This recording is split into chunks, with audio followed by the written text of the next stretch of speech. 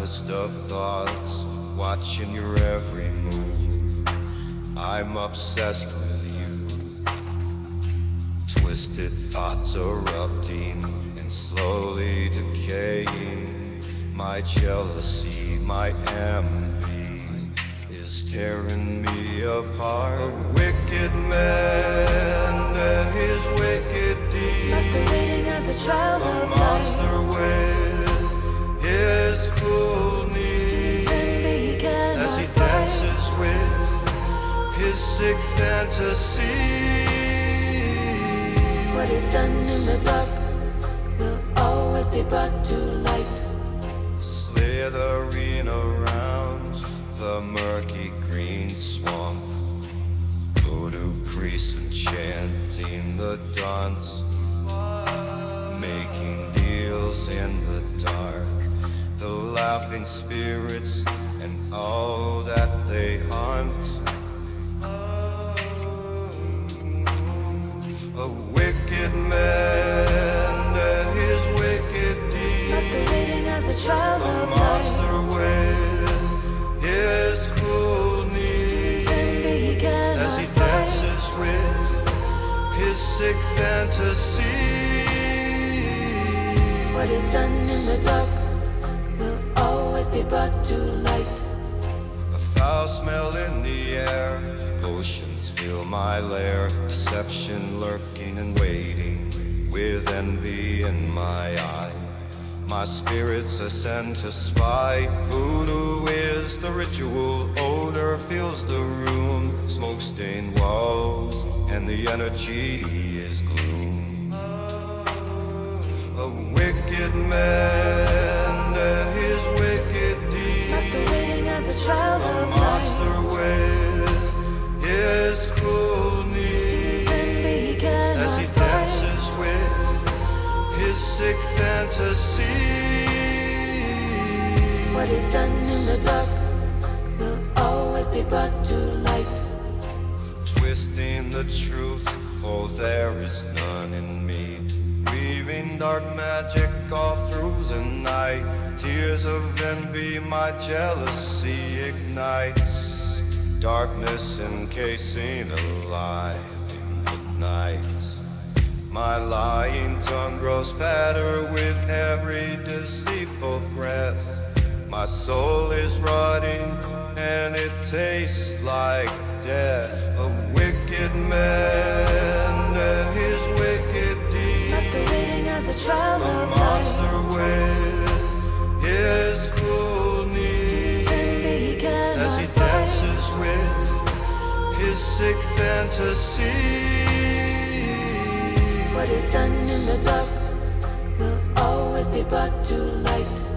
The cloaked deceit, this is my life I'm doomed to repeat. A treacherous heart, envy growing in me. I wish I was you, with everything that I do. A wicked man and his wicked deeds, Masquerading as a child a of light. monster with his cruel knees, Envy he as he cannot fight. dances with his sick fantasy. What is done in the dark will always be brought to light. Reaching out to the filthiest of scum, wishing I was him, not the man I become. The sickness in me, I'm a lunatic disease. Traitors and manipulators, part of my flock. We twist the truth and dance in the dark. The flames of hell are licking my feet. Good will prevail. You will all fail.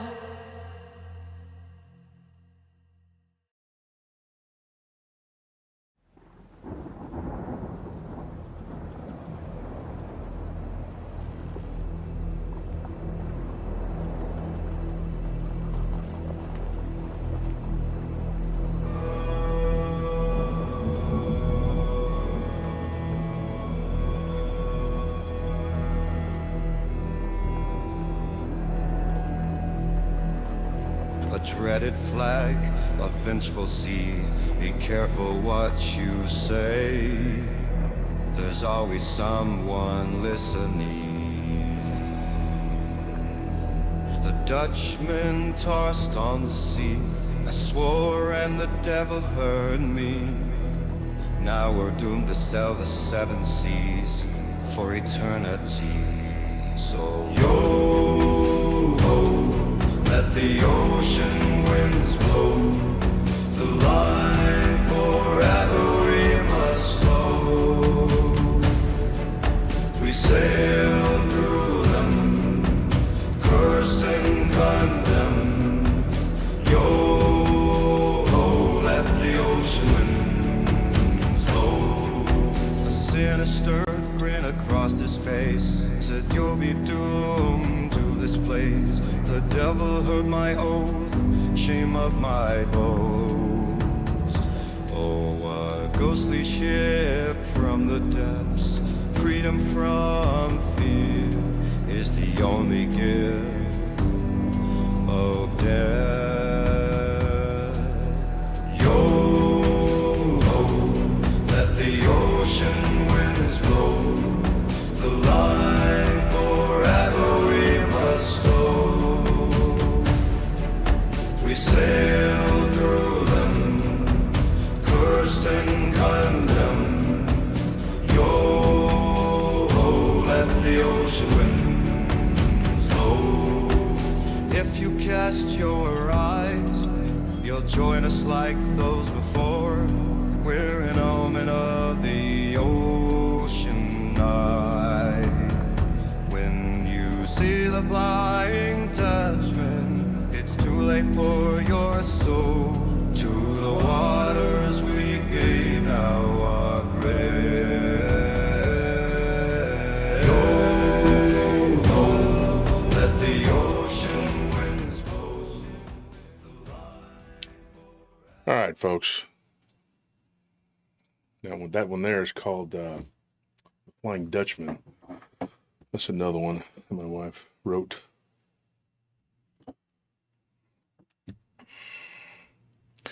So today I was inundated with messages, a lot. I mean, because it's my birthday, and a bunch of people were messaging me also. And how old are you today? Well, you know the answer. I'm 35. Oh, yeah, we all know. Oh, I'm 12? I didn't know that. What do you mean you're 12? You're a child now? I guess so. I woke Now? up today. Well, he's always been, yeah. He's the meatwad. He's meatwad. Yeah. Meatwad! Aquatine, Hunger Force, whatever it's called. What do you mean, how old? You know how old I am. I'm 35. Sure. Yeah, that's true. Okay. That is. I mean, hey, At one time, you were 35. you could pass for 35. What are y'all saying? You know how old I am. Stop these horrible lies against me. If you look 35, then you're 35. I mean, Okay. Just Okay, lie. all right. 'Cause everyone knows you're. I don't lie. Everyone knows that's all you do every is lie. word out of my mouth is the truth. I'm sorry, Wolf. I'm just experiencing a Mandela effect. I thought you I were mean, at like, least we're- 10 years older. We're familiar with Wolf lying all the time, right? Yeah, That's, exactly. I lie about everything. that's all he does is lie and beat the crap out of us. And, Oh, that's true. That is- And Nelly. In fact, Yeah. you know how like sometimes well, he beats us with Nelly. you know how like you get a Nellie's birthday so thing. small, he just like whips her around and beats us with like her. on King Kong Godzilla. He just grabs her by her hair. You remember King Kong? You picked up the little. Oh yeah, he picked up the little chimp and threw him, and then he kicked him. No. First he was using him to Yeah. hit the other. Yeah, gorillas. Yeah. Yeah, but then when he was done using the little one as a weapon, he like threw it at that chimp and then kicked him like with a front He's a kick. resilient little bastard because he was. I love the fight choreography on the okay, though. King Kong movies. Yeah, Yeah, it didn't hurt him. He was just. I don't know. I mean, it was hilarious though. It was just funny. I mean, Yeah, he was like a little like low center of gravity, like really dense little tank. I really could relate to Kong in that movie because Yeah. he had to go and try to convince Godzilla to do help, and then Godzilla's over there trying to fight Acting him. a fool. And then that cocky one that comes out and stands there all like, Oh, starts yeah. touching his teeth and everything, and You know, that's the kind of attitude. He's like these mouthing people- off, and then it just shows him like getting knocked out mid. Well, not just that one, but the leader of the other ones too. When Yeah, came he in, was such a mean you know, he turd. just does that, and you're just like, dude, get out of here, man. I had to go through that so many times. Prove your mettle to everybody, you know, because somebody wants to be the badass or whatever the hell. You know, I finally got to a point in my life when I was working, you know, in that environment that people just everyone was a badass. They just knew not to mess with me. Period. I mean, they just don't mess with you. You know, you can go and all be a badass on your own, but I was on another level, dude, and I didn't get messed with. Not nearly as much as I do now. People just run their mouths and do whatever. See, this is the slaughtered lamb. You know what that is? No, what is it? Slaughtered lamb. The American Werewolf in London. Remember? I've seen that movie one time, and it was a Sign long from- time ago. I need to watch it again. That's the The sign. Yeah. I've had this shirt for a long time. I've just been needing to wear it, and I finally got down to that part of my closet. Yeah, Amy Krill, it's a pub. But I'm gonna be honest. I'm not expecting a huge crowd tonight. Not like we usually do on Sundays because of the things that are being slandered and said. And we're not gonna get into it. We're not gonna get. I'm trying to ignore it. We talked about it earlier. No need to rehash it and go over it. But a lot of people have been reaching out to myself, Anthony, Tony, my wife, and even Scorpion and everybody else in the group and asking about these accusations and things like that. And all I can say is this dude is literally parroting what the man in Oklahoma has been trying to spin. I am not going to the penitentiary. Yeah, good luck with all that. Yeah, he is. we don't have. We're not in There's court some right now. things, man. I'm telling you, if he needs to stop because that's going to make some things happen that's going to come their way. I just can't believe it. I'm just like, I'm in shock. I mean, it just goes on and on and on. And I'm just not going to entertain it anymore. Watch and see what happens. That man up there who's spinning these yarns or whatever for this guy to eat up and gobble up like Tic Tacs. He's the one fighting for his freedom, not me. Yeah. So he's spun a yarn. And the guy up there is a good liar too. They both are. I realize that the other one is just a pretty damn good liar too. So what? The yarn that he's spinning is not correct. Okay, you know, I'll say this again. They don't just come and take your children from you because you're an innocent babe in the woods and you did nothing. Okay. And how exactly are you supposed to pay a state, a government agency to do your bidding? How does that work? I don't even know what this guy, what he's talking about. Like it's crazy. When I first heard those accusations, and we had become kind of cordial in the middle of all this. Because, you know, something had happened. We'll discuss this. If you want to know, I'll lay it out there. But I'm not going to do it here right now. I'll do it let's get after to the the show good on stuff here. Rumble. And once we hit 300, we'll start talking. Like I said, I'm not going to do it here. But I can lay it out there for you on Rumble. Okay? If you want to know, I'll just go ahead and say it, you know, what I know. Because I don't know all of it. I don't know the whole story. So I can't tell you the whole story because I don't know everything about his situation. But the fact that this other guy has taken that and ran with it and just started, I hate to laugh about it, but I don't know what else to do. It's just Looney Tune. I mean, that is not my deal. That is not my deal. Okay. And, you can want it to be my deal till your freaking fingertips bleed. Doesn't make it true. My dad was a pretty rough individual, and he would say you can want in one hand and poop in the other, but he said, you know, whatever. And then see when you get first. I would ask for things. I'd be like, Dad, I want a Nintendo. And I was always the last kid. It sounds like a first world problem. Like, I know millennials are like, first world problems. And Zane would always use that little whatever. But I was always the last kid to get, like, I was the last kid in my whole neighborhood To get a Nintendo? To get a Nintendo or an Atari or to get, I never did get a really good bike. I always just ended up with those cheap Walmart bikes. Yeah. And the handlebars always ended up messing up, and you'd go flying forward. I almost died. Yeah, you'd have to tighten them with that Allen wrench all the time. Constantly, yeah. And so I didn't get a color TV Like I had an old black and white TV forever until I was like a teenager. And then when I was a teenager, I had a color TV for about 2 days. And my mother took it away from me. And that was it. And so I Can't get kind you of all spoiled with all that color. Yeah, I never. So today is my birthday, and like I said, Nellie she reminded me that she does always remember my birthday and does a little something, not a little something, but something. She tries to do something for me. But like I said, I haven't really been celebrating my birthday since I was 9 years old. And I did spend a birthday locked up when I was young, which sucked. But, you know, I got to say, being locked up when you're 14 on your birthday, they gave me a cake. Yeah. So it was my birthday, and I was so used to, from the time I was like 8 or 9, to not really celebrating it. It was just like another day. So when they knocked on my door and they brought me out into the day room, because, you know, there at that facility, they had like a day room, and the other kids were out there, and they sang happy birthday to me, and they gave me a cake. That was pretty cool. And I told one of the kids that I liked chocolate. I liked a yellow cake with chocolate frosting. And so they made that for me. So that, I got to say, that I guess that would be celebrating, you know, that would be, and then since then I've had 2 sort of parties, I guess, that Dee put together. And he invited a bunch of my friends from the old days. And that, and one celebration, they was probably at Jimmy B's. You remember that? Yeah. There's probably like 60 people there that showed up, you know, for 60 of my friends and then their spouses and then other people, but 60 friends literally showed up. So I was wrong when I said I haven't celebrated it, but I haven't really paid attention to it. And I know there was like 12 years where I just worked on my birthday, worked on Christmas, worked on Thanksgiving. And my mother, who was a workaholic, she finally called me up and she's like, "Mijo," that's in Spanish, you know, it's a term of endearment. And she's like, "Mijo, you work all the time." I said, "That's what you do. That's what Dad did." And she goes, "And look at our lives." She's like, "You think we're happy?" She's like, "He can say he is, but he's not." She's like, and this when she told me that, she's like, "He worships money." And she's like, "And I don't want to be like him." And this is after she'd had her near-death experience where she had died. And she said, "You need to stop." She's like, "Slow down, quit working all the time, and take a day and breathe." And so she had asked me to go to Thanksgiving.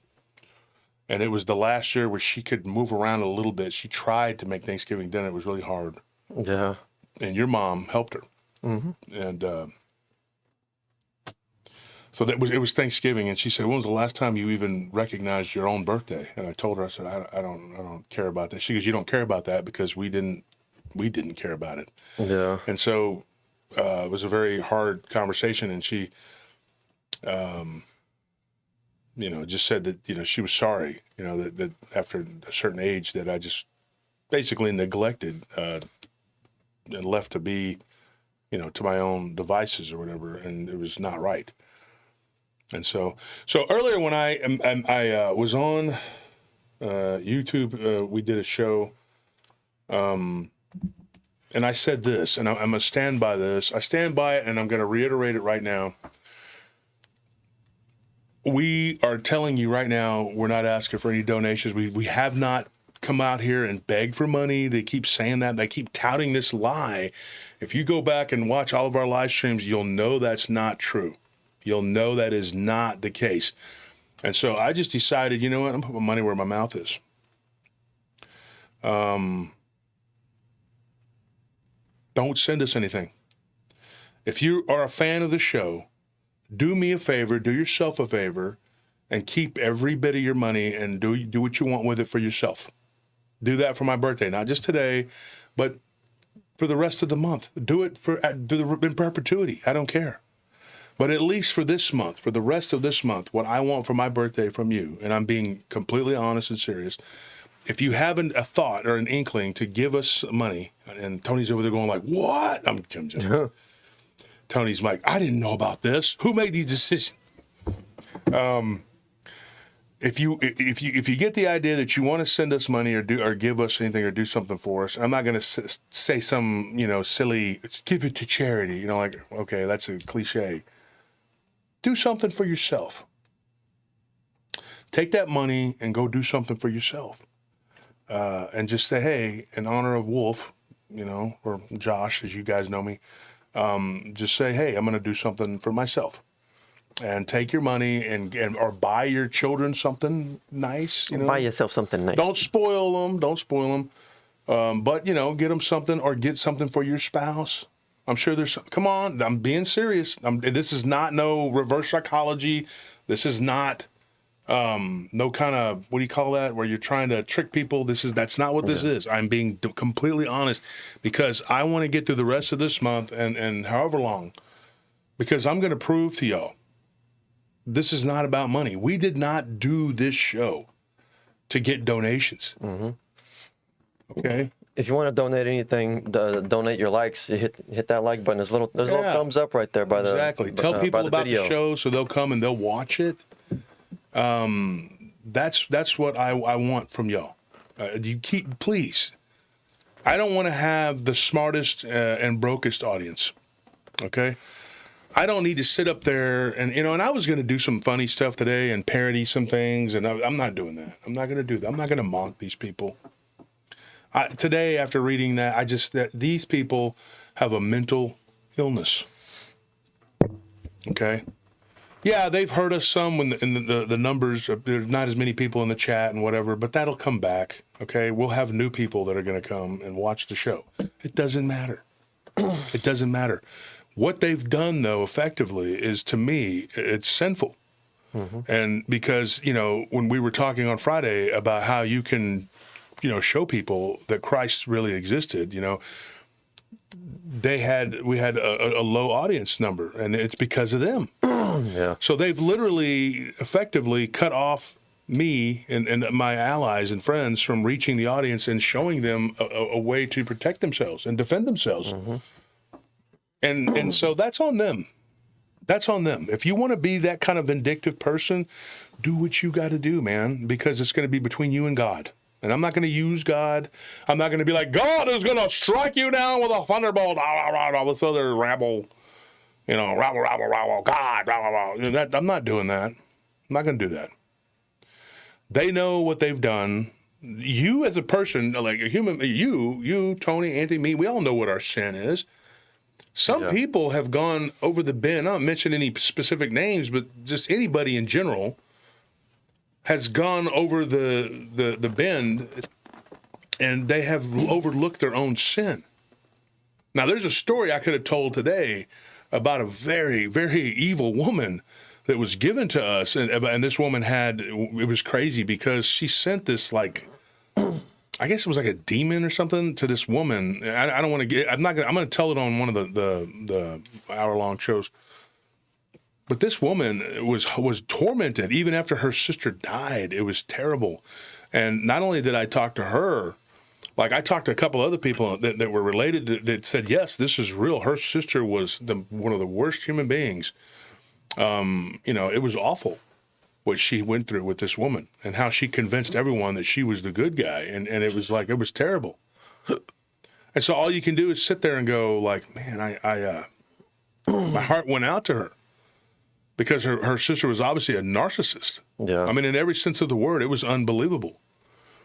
And not the least of which she did something to her dog, her puppy, and she had to watch in horror as a child. And it was like she got blamed for it at the time when it was really the other person, and the siblings were sitting there and they were scared of her, so they just went along with it,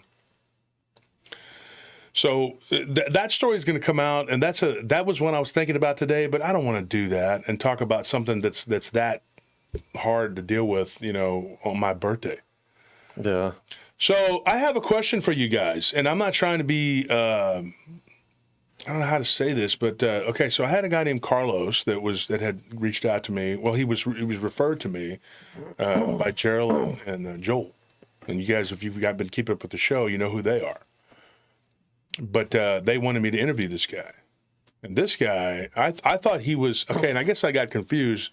I was pretty sure he had said that he practiced vampirism, but he started talking the other day about shape-shifting. But it's hard to communicate. Like I said, you have to do it in chunks. So there was a term for them, and so I thought he was like, I guess I got my wires crossed. I thought he was a werewolf, or he had practiced werewolfism. But apparently he was a type of he practiced a type of vampiric magic that allowed you to shapeshift. So he could change into like animals, like a skinwalker. Okay. But he used blood magic to do it. And so when I asked Scorpion, now Scorpion, the resident vampire expert, and I need to talk to Ann Celine about it too. He was like, yeah, that is a type. And he gave me the name of it, and I don't remember it because they were talking about work. We were like in work mode, and I'm like, okay, they want you to do a light audit. They want you to do this. They want you to do that. There's a break-in. Hey, Queen Boudica's, people are pooping in the pool. And then I'm like, oh, by the way, do you know anything about this? And he's like, yes, this is a type of vampire, blah, blah, blah, blah, blah. Okay, anyway, by the way, that's how our conversation went because there was so much going on. And you have Boudica's rebellion going on over there. And I'm not joking. They are in full revolt over there. Yeah. I am not joking, dude. Like, they took the pool furniture. They went and they took the pool furniture. They know that the guards there, get this. This is crazy. They know that the guards shift change and there's a 2-hour gap. They walked out of... I'm not going to laugh. I don't want my clients seeing me because I'm not laughing at y'all. I'm saying because one of them watches the show. But he knows. This is crazy, okay? They took the pool furniture and then in front of the residents. Like they came to the pool and just started grabbing the pool furniture and walked off into the woods with it. And the residents were like, and the one lady, the dude tells her, get up out of the chair. So she stands up and they grab it. And then take it into, and I'm going like, this is on one of our I'm not going to say which one, but this happened on one of our sites in broad daylight. Like this was like 4 PM. They had that much dedication. Yeah, that much dedication to do positive things. Yeah. So they did this, and so the client calls, and so I had to call Scorpion, and I said, look, these people are on the warpath. And he says, yeah, I know. They stole some of the pool furniture over here. I said, there too? Wow. It was like, so these people have decided to redecorate their forest living room, I guess. I don't know what the hell with pool furniture. But thanks Austin. Thanks for defunding the police and going over the bend. Please, no donations, please. Call them exterior designers. But thank you, Fab. Exterior. I'm an exterior decorator. They're like, really? That's a thing? And they go, it is now, with their spear in your face. Okay, all right. You know what? I thought about redecorating the yard. If you'd be interested, I need a modern look out here. Get out of my face with that spear. Going for a more minimalist. And we've said this before on the show. They use spears. Yeah, like I'm not homemade joking. spears. Homemade spears and machetes and other types of ill things, and it's unbelievable what they do. And so they walk out there, and the police they can't do nothing. So the pool furniture theft happened over the 4th of July weekend, right?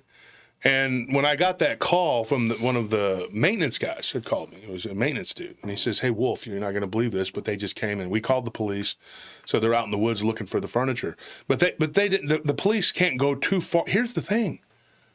The two police officers show up. They can't go too far into those woods because guess what? They'll be ambushed. Yeah. Because there's a trail there, and then they'll start screaming on both sides of it. And guess what? Those 2 police officers, you're the Romans in the Teutoburg Forest. Because on one of those sites, I'm not going to disclose, I went in there with 3, it was you, me, Scorp, and 2 other people, the field captain and another person. And when we walked into those woods, they started screaming and yelling, and we were like, I looked around and I was like, they could throw stuff at us from either side of this deer trail. Yeah. We had to get the hell out of there. And then they were like, yeah, screaming and yelling. It was probably 30, 40 people screaming, right? Yeah. We would have been killed. And so I don't blame the police officers. They're like, oh, the police officers are bummed. They don't want to do their jobs. They'd have to go in there in like full tactical gear. Yeah. They're going to clear them out. They've had to do this. So I witnessed this, the state troopers jumping out of their jump out vans and running into the woods. And I'm like, what are they doing? And they were clearing it out. They had to go in like riot gear to clear. I'm not joking. This was a few years ago, but I mean, I know that's what they do. And so pray for the law enforcement down here because they got their work cut out for them. And then the city's trying to handcuff them to where they can't even do their job because you're harassing these poor homeless people. And you're sitting here going like, what is this lunacy, dude? And then this woman who's probably 5'4" or whatever comes out and she's telling me and my guys how the cow eats the cabbage and how she's going to let us live. And I'm like, well, gee, thanks. You know? As long as we don't interfere with their, evil doings. And I'm like, lady, what is this? This is not a movie. This is not I'm not negotiating with, who the hell are you? And then you hear them screaming and yelling and you're like, okay, yeah, you do have an army behind you. And there's like 5 of us. So what can you do? And then, one of our guards, literally Clark, one of our guards, no bullshit. He got hit with a rock out of nowhere. And they were so accurate, they hit his phone.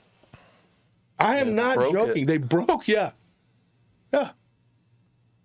I mean, it is unbelievable, man. They broke his phone with a rock. So he had to call me from, another phone, and he was like, I get this weird number, and it was like, hey, it's me, Clark. And I'm like, what is this? What happened? He's like, my phone is broken, and they hit my hand. And I'm like, you got to be kidding me, with a rock. But then he aggresses on this person that he sees that had done it, and then he becomes the bad guy. Yeah. And I'm going like, backwards. I can't believe this crap. And you're just going like, and I'm at my wit's end with these people. Maybe you should have politely asked them to leave. Just go in there and tell them to knock it off. They'll listen. And the wall is finally over. It's been over since the last month, the middle of last month. It's been a month now. Yeah, so I'm sure they're crawling all over that property. Oh, dude. I'm telling you now that we've pulled out of there. Because the day that we were leaving, they were already jumping the fence. I was like, are you kidding me? The wildlings were already crossing the wall. Yeah. It was like we were in my brother's trying to grab stuff. I was like, leave it. Let them have it. I mean, what can they use? You can, let them have the shack or whatever, and I'm sure that they've probably already, they're probably already pooping in the pool and stealing the furniture and whatever. That place is going to have hell. I would not live there if you paid me to live there. And no offense to the ladies that run that place, but I told them, hey, good luck. You're going to have your work cut out for you. And they said it's not in their budget to have security. And I'm like, well, that's good because I really don't want to be here anyway. I don't. I do not want to be there because they would only put one guard there, and that one guard is going to get the shit kicked out of them because they're not going to be able to fight all those people by themselves. And so if you look at this situation, there's this insanity going on down here. And everywhere you go in Austin, there's like people laying around in the street, and you're just going like, how could this be?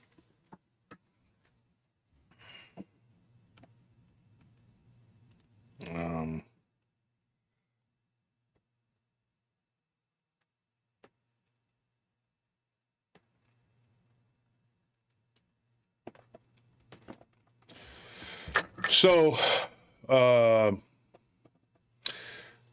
I said, to anybody who's messaged me about what's going on with these I can do a brief whatever on Rumble after this. We can talk about that. But so what we have tonight, so basically I got in touch with this guy, or I should say he got in touch with me. And now the people who have reached out to us, this guy didn't necessarily just serve at that one temple. He was, and then there's another person that reached out to me, not affiliated with these people, but verifying.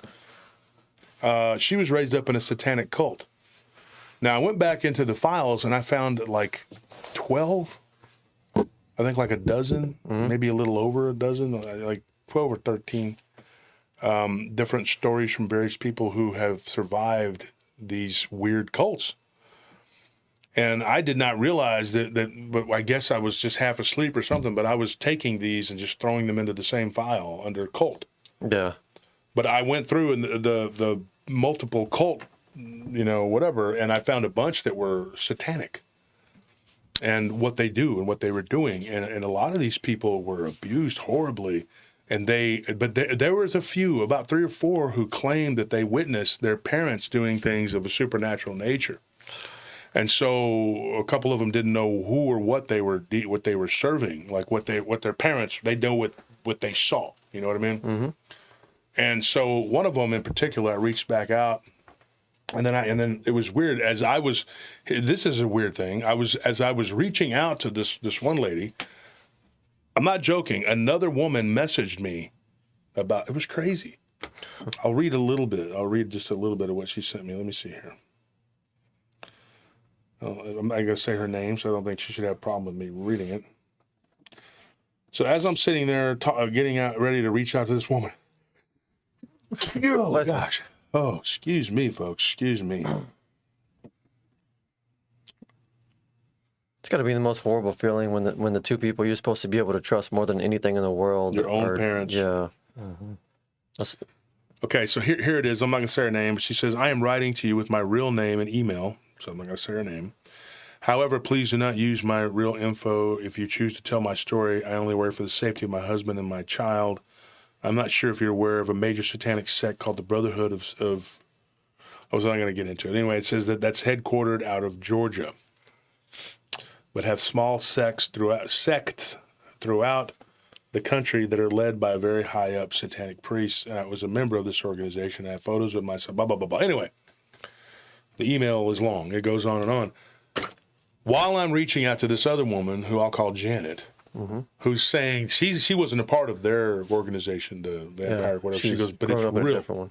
She was in San Diego, and she said, what these people are telling you is absolutely real. And while I'm messaging with her, this woman messages. I saw this woman's message. I'm scrolling through. I'm like, what the hell? So there's like this big old thing. It's like a huge thing just blowing up. And so somebody reached out to me, and I don't know if I believe this or not, and I'm not going to sit up here and bear false witness to say I do, but who knows if what these people that are doing what they're doing are all connected to something.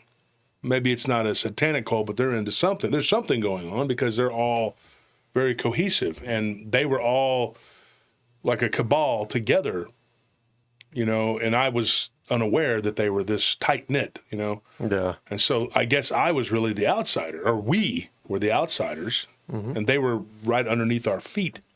So maybe that's why they were trying to push their agenda, because it was becoming more and more slanted to the point where I was like, well, this isn't Christian at all. Like, what is this? And so I wonder, and somebody had said this to me, and I don't know if it's true, but he said, that they're trying to use you to and then slowly pervert it, you know what I mean? And I was getting too close to the truth, and as I got closer to the truth, and then they started stepping up the attacks, and it got worse and worse and worse, and it just went from there. And it seems like, Anthony, you said it, you hit the nail on the head. Every time we come out and we tell the truth, about something, and we go really far deep into it, we get attacked horribly. Yeah, especially like every time we have one of those shows where like people will say in the live chat or the comments or like in the Facebook group, like, oh, when you talked about this, that turned me to Christ. Yeah. Like every single time we have one of those shows where someone speaks up about how it really impacted them in a positive way, then like something bad happens. So someone comes out of the woodwork starting crap. So it's not a coincidence. Under Fire says, let us know all you can, Josh. It is alarming. I'm very concerned how commonplace these cults are through our towns and cities. Very concerned. Yes, me too. And one of the things that I have uncovered, so this is a story we're going to talk about tonight. There was a guy, they referred to me, his nickname was Chucky. I call him Charlie. He asked me the other day why I called him that. And I said, you look like Charles Manson. Now here's the thing about Chucky. Which one's worse? He's actually a cool guy. I mean, he really is. He did what he did. He was a bad guy. He lived on the bad side, but you can't hold people for that. He changed. But I said, I'm going to call you Charlie. He goes, well, Chucky's not short for Charles. It's not my name. I said, yeah, I know, but you kind of look like Charles Manson. And he's like, in the younger photo, so he sent me a current photo. I was like, oh, you look totally different with your haircut. Haircut made him look totally different. He goes, but Chucky, I'm sorry. He did he had that kind of wild. Yeah. He did. And so I said, you kind of looked kind of Manson-ish, I'm not going to lie. And he's like, Manson lamps. And he was just like, every picture, like I was like, 2 or 3. It were 3 in particular. Like, but he sent me a handful of pictures, and I'm like, what is this? And I was looking at him. He was like, and he was like, well, I was on a lot of drugs. He's like, you know, they did hallucinogens. They were allowed to do that. He goes, and then he goes, I was doing a lot of bad things, you know. And he was a dog handler. So we kind of hit it off, and we talked about handling dogs and stuff. And I did that for off and on for years, you know. It was a part-time job for me, 2-3 years in a row. You know, I just did it. And we trained Mastiffs, we trained Rottweilers, we trained Belgian Malinois, Bouviers, you name it.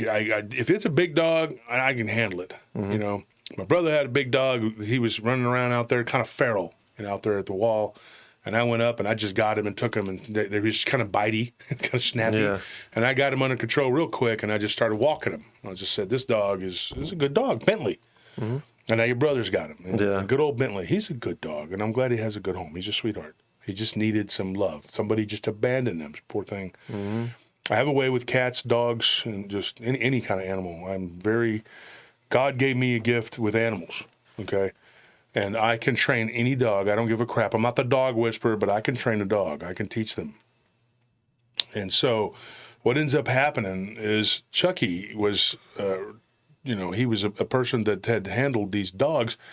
What he told me broke my heart, and I'm not going to lie, I was sort of pissed at him when he told me what they did. And then I was kind of like, I was talking to him, and then he goes, but he braced me for it, and I try not to be judgmental.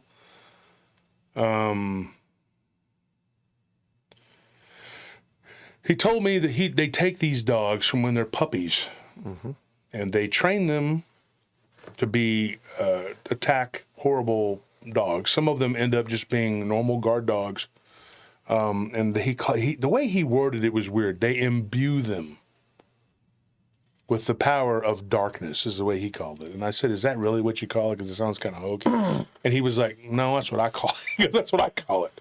Does that mean they just put one of those others on them? No, that's two different things. What they do is they take them through that dip into that solution, that black goo. Yeah. And it's a dark energy. It's not necessarily an entity.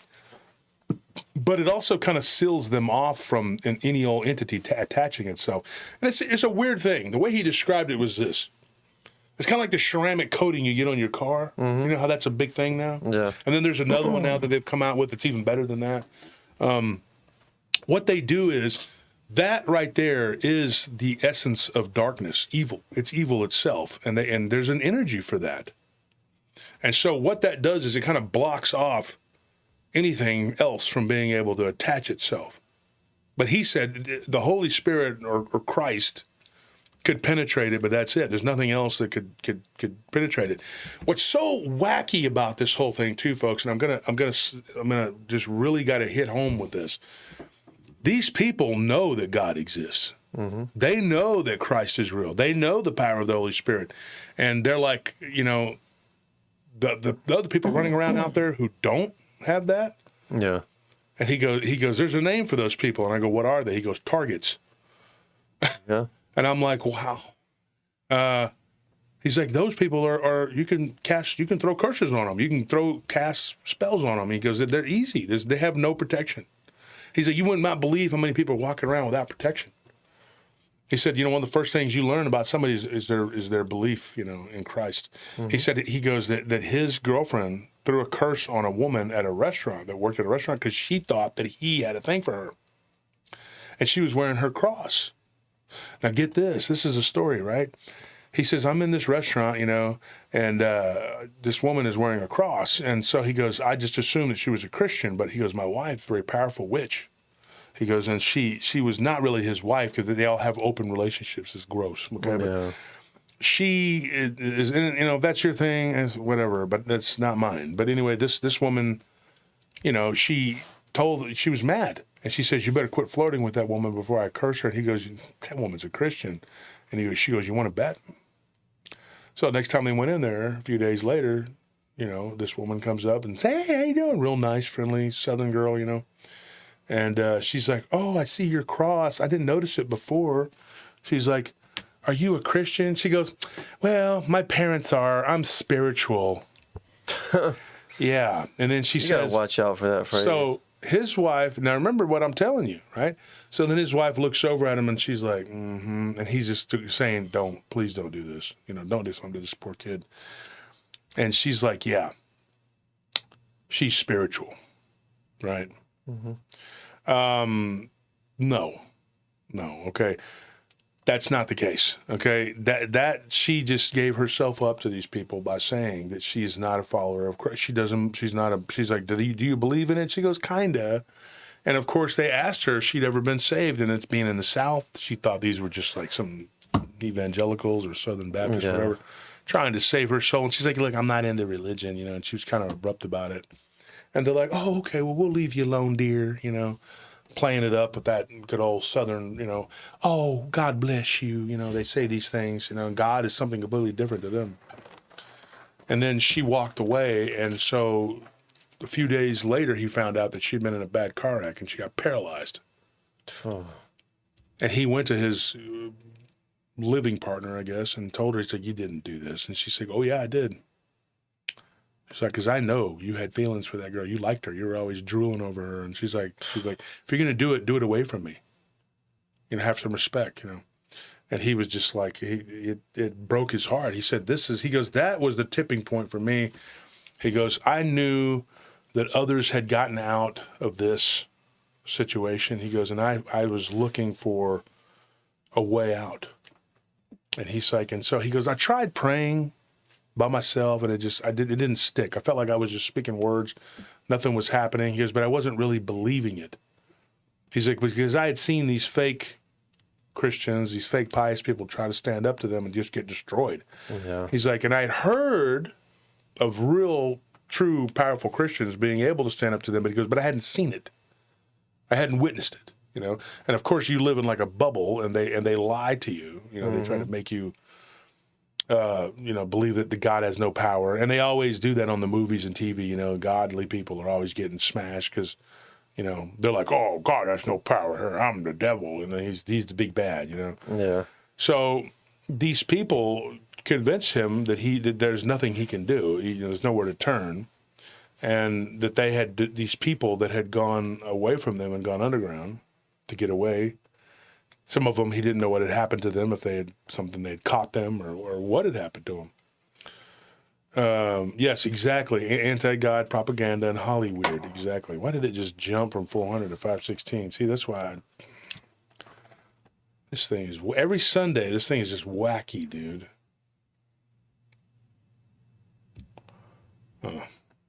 But anyways, so you get this guy that has this, so he says, he goes, my job was to create hellhounds. Mm-hmm. When he first told me this, I'm not going to lie, it didn't conjure up an image of like the kind of whole, or what I saw, Yeah. Or because I saw two different things. When I was Maybe just 15 really and when I angry, was snarling 17. dogs. Yeah, I just thought he created guard dogs. And I said, so you create guard dogs? He goes, oh, we had those too. Those would just be running around loose in the temple. They were imbued with darkness. He's like, but there were some that were literally hellhounds. I said, how does that work? He goes, it's an actual animal. So what they would do is take some poor dog, some real dog. They'd have breeders. Mm-hmm. And he's like, we preferred black dogs, right? And he didn't tell me why that was. He said that's just how it was. That's what they told me. He goes, that's what I did. Never did the research on it. He goes, that's just what they told me to do, to use black. So we had black German Shepherds, and we had dogs that were black and brown, but Rottweilers were really popular, and Dobermans. And he said that we would use these, and he thinks it had something to do with the black, the goo itself, which I call it the goo. Nobody's calling it that. They're calling it, the water of darkness or whatever. Abysmal water. Yeah, the abysmal water, whatever. He says, so we take the abysmal water and we bathe them in it. And he goes, it made me sick every time I had to touch it because it would just, you were for days, you felt sick.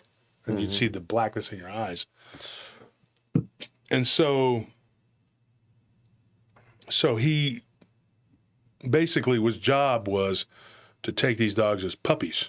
And he said the first thing they had to do was get rid of the humanity in me because I felt bad, taking these dogs and basically, abusing them is what he did in a way that, they didn't feed them correctly and they made them vicious, made them mean and they were punished for everything. And it broke my heart to listen to this, I mean, it's like a human, they join willingly. It's hard to feel really, really bad because you know what you got yourself into. You shouldn't have gotten yourself into that shit. Yeah. But an animal, what the hell? They have no control, They're just like slaves, And so they take this animal and they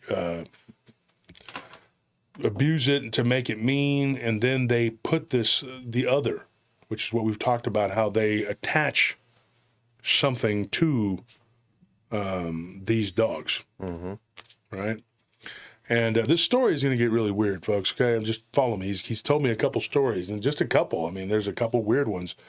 And so when he was telling me how they did it and what they did it, and the dog would literally like lay there because it wasn't like a human. The dog would kind of like die, and they would just lay there limp for a couple days, barely breathing.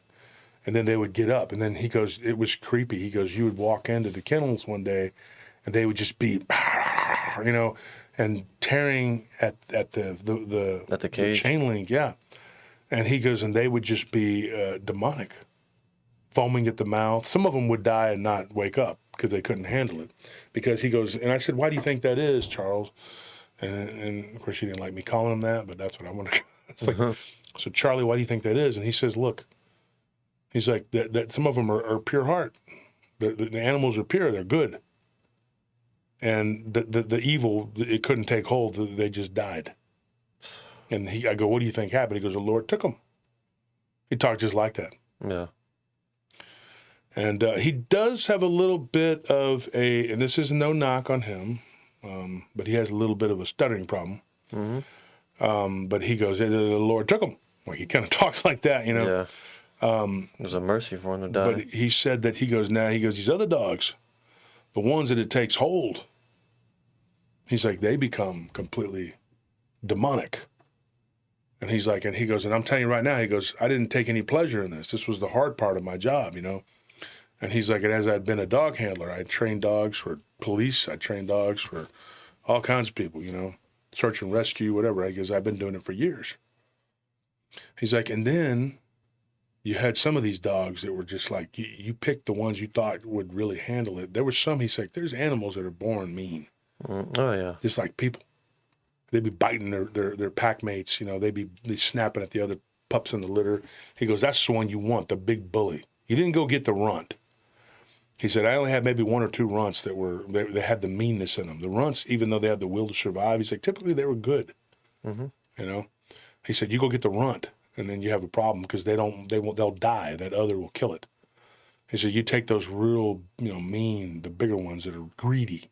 They get all the mama's milk and they kick the other, members out. He's like, that's the one you want right there. And he goes, and it starts in the womb. Their darkness is already there. And he said, there's a spark of it in them already. So then they turn them into these hellhounds. And I said, what is the purpose of these hellhounds? He goes, there's a lot of things you can do with them. He's like, once you bond with them, and your other has to be able to do, he had a special type of other that was an animal master, that he could control animals and things like that. So this thing would kind of like bond with the weaker other that was on the dog, and it was a weaker other. But it was a stupid entity. People think that all demons are just smart and have all this power. No, there's dumb ones too. I mean, believe me. And he said their job, they were very animalistic, in their ability. So he was handling them on a physical level. This thing was handling them on a spiritual level. And they would use them to go after people. So if a vamp or a werewolf decided to go off the reservation and they were going to do what they were going to do, they sick the hellhounds on them. And I told him, I said, now this is where it gets interesting, really interesting, if I didn't already. Now here's what he told me. I said, Chucky, I said, these hellhounds, they were capable of taking down a werewolf? He says, oh, hell yeah. He said, they'll kill a werewolf. He goes, but you get 2 or 3 of them. And now I know this, and I told him, I said, well, you know, the ancestor of the Mastin, you know, was a very large dog that was bred by the Romans. And they said 3 of them were the equivalent of a lion. That a full-grown male lion could be killed by 3 of these dogs. Kind of like the Canaris, you know, they talk about the Canis Corso.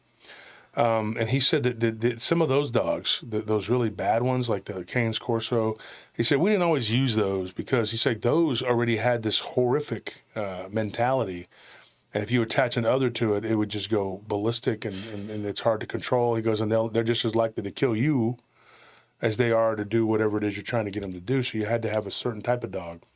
He said that the dog would become overlarge, bloated, and sometimes their skin would split at the spine. Yeah. Now, you remember we were talking about that, it reminded me of the Grand Canyon thing. When the guy from the Grand Canyon was talking about that, I was thinking, because I had talked to Chucky before that, and I was like, he was telling me about that spiky thing on the back. So I went back to Charles and I asked him about the spiky. He said what that could be is that whoever these beings were, you know, he goes, I don't know who they are or whatever. He goes, but if they were doing what we were doing, the spine would show. He goes, but I don't know how they would get those shark teeth looking things. He goes, unless it was some sort of possible inner earth creature, because they do exist, is what he said, that they were some sort of inner earth creature that was special to them, and they did the same thing they were doing. You know, so they were taking some sort of inner earth prehistoric monstrosity, some sort of nightmare fuel creature, and turning it into this being, and then that thing is roaming around out there, you know. And he's like, who is this guy, you know? And I told him, you know, I says, his name was Isaiah. And a kid messaged me, yes, you're not a kid, but you're young, than like Anthony, so y'all young to me. But he messaged me yesterday, and I was just like, yeah, there was a guy I talked to that said that you're lucky to be alive, because if that thing was anything like what they were handling, and he goes, and from the sounds of it, it sounds like they were, those giants or whatever had something way worse than what these people had. Yeah. And so he was very interested in that when we started talking about it. So I hooked them 2 up to talk about it so he could give them a description, and then we'll see what comes of that. As of today, I don't know that they've spoken yet. I didn't have time today to ask. I had a lot of things going on. And so somebody says here, this is an interesting, I was going to pin it, but you can't.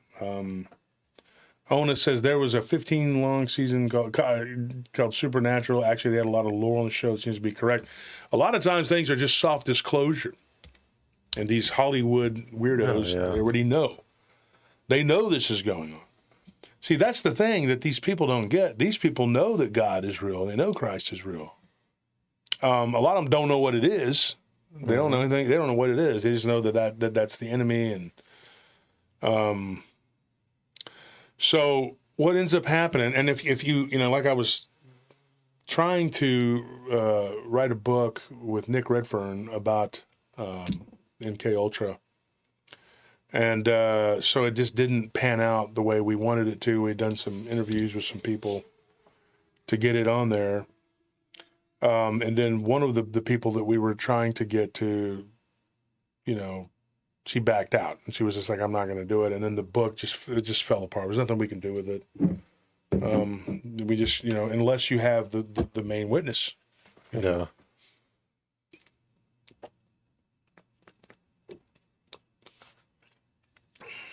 I believe that too. David Buckholz, read his comment. That they look up that stuff and research it to make it as close as to the truth as possible, then package it for the media, movies, TV, etc. Yep. Sci-fi is the same way.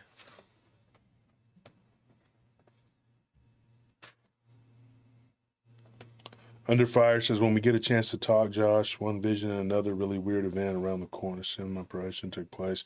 Has to do with the black goo, just such alarming, but puzzle pieces all fitting. Yes, message me, please, because I'm getting messages every day from people. We're getting closer and closer to truths that need to come out. All right? And folks, don't forget, the one thing that we do want to keep with the donation thing is the memberships, because people already have them. And so it's not fair if I tell you don't buy a membership, because then you can't be entered into the contest. So it's $5 and you can be entered into the giveaway later today. So we're doing a birthday special giveaway. It's reverse. Instead of you giving me gifts and money, I'm going to give you gifts. And if you get picked and you're from Australia, well, guess what? You get $40. If you're from the UK, then you get a book from Paul Sinclair. Or if you prefer, I could reach out to Deborah. So that's up to you. You guys can choose, but you'll get something. And we got a bunch of shirts we're going to give away tonight. Oh yeah, we got a bunch of cool woodland camo and urban camo shirts. We'll that just grab came one in. of each, Tony, and show the audience once again what they look like. So if you're interested, it's $5 to join and become a member. So but we are committed to keeping everything off of a paywall, which is one of the reasons why, we were like, if people wanted to donate, we were okay with that. But like I said, right now, don't donate. Don't give us anything, because I'm going to prove to you and to the community we don't do this for the money. That is easy for us to dispel that rumor. Very easy. I don't live and die by the money I make here. Those people, that's the reason why they do it. It's a grift. Okay? So let them, And not all of them. I don't think, not everybody, but there's certain people, Yeah. Let me show. So here's the shirts that we got here. Hang on. We showed them on Friday, but we only had 280 or 295 people in there. Yeah, so we got an urban camo with the red logo on it. We also have the urban camo with the red logo, but with the other logo on it. And same thing with that one. We have that one in both logos, and I believe like in red and orange. And there's a red one too. Yeah. In the orange. Yeah. So if you win, then what we'll do, and see what we'll do. Let's just do it like this. Every 30 minutes, we'll just do a quick giveaway. Okay. Okay. Every 30 minutes, if your name is in green, then you're eligible to win that. And we have to do it that way because, like I said, people were buying memberships. And I'm like, what is this? When it first came out, I was like, what the hell is this membership crap? Yeah. And I told Anthony, I told him, I said, don't do that. Because I figured out it was something that people were doing. And what it was is they were, all these other people were putting their content behind a paywall. Yeah. And so I said, we don't do that. And he said, well, it's too late. It's on there. It's a thing YouTube does, the membership, whatever. I mean, that's why I only put one tier for a membership, and it only made it $5 because, I didn't want to put a higher tier and then have someone expect to have extra content behind a paywall, because it's like, well, we're never going to do that. So I'm just going to make one tier for $5 a month. It's just to show your support. But yeah, so now if you're a member, we're doing giveaways, and you also have access to like the emojis that no one else gets. So it's pretty cool.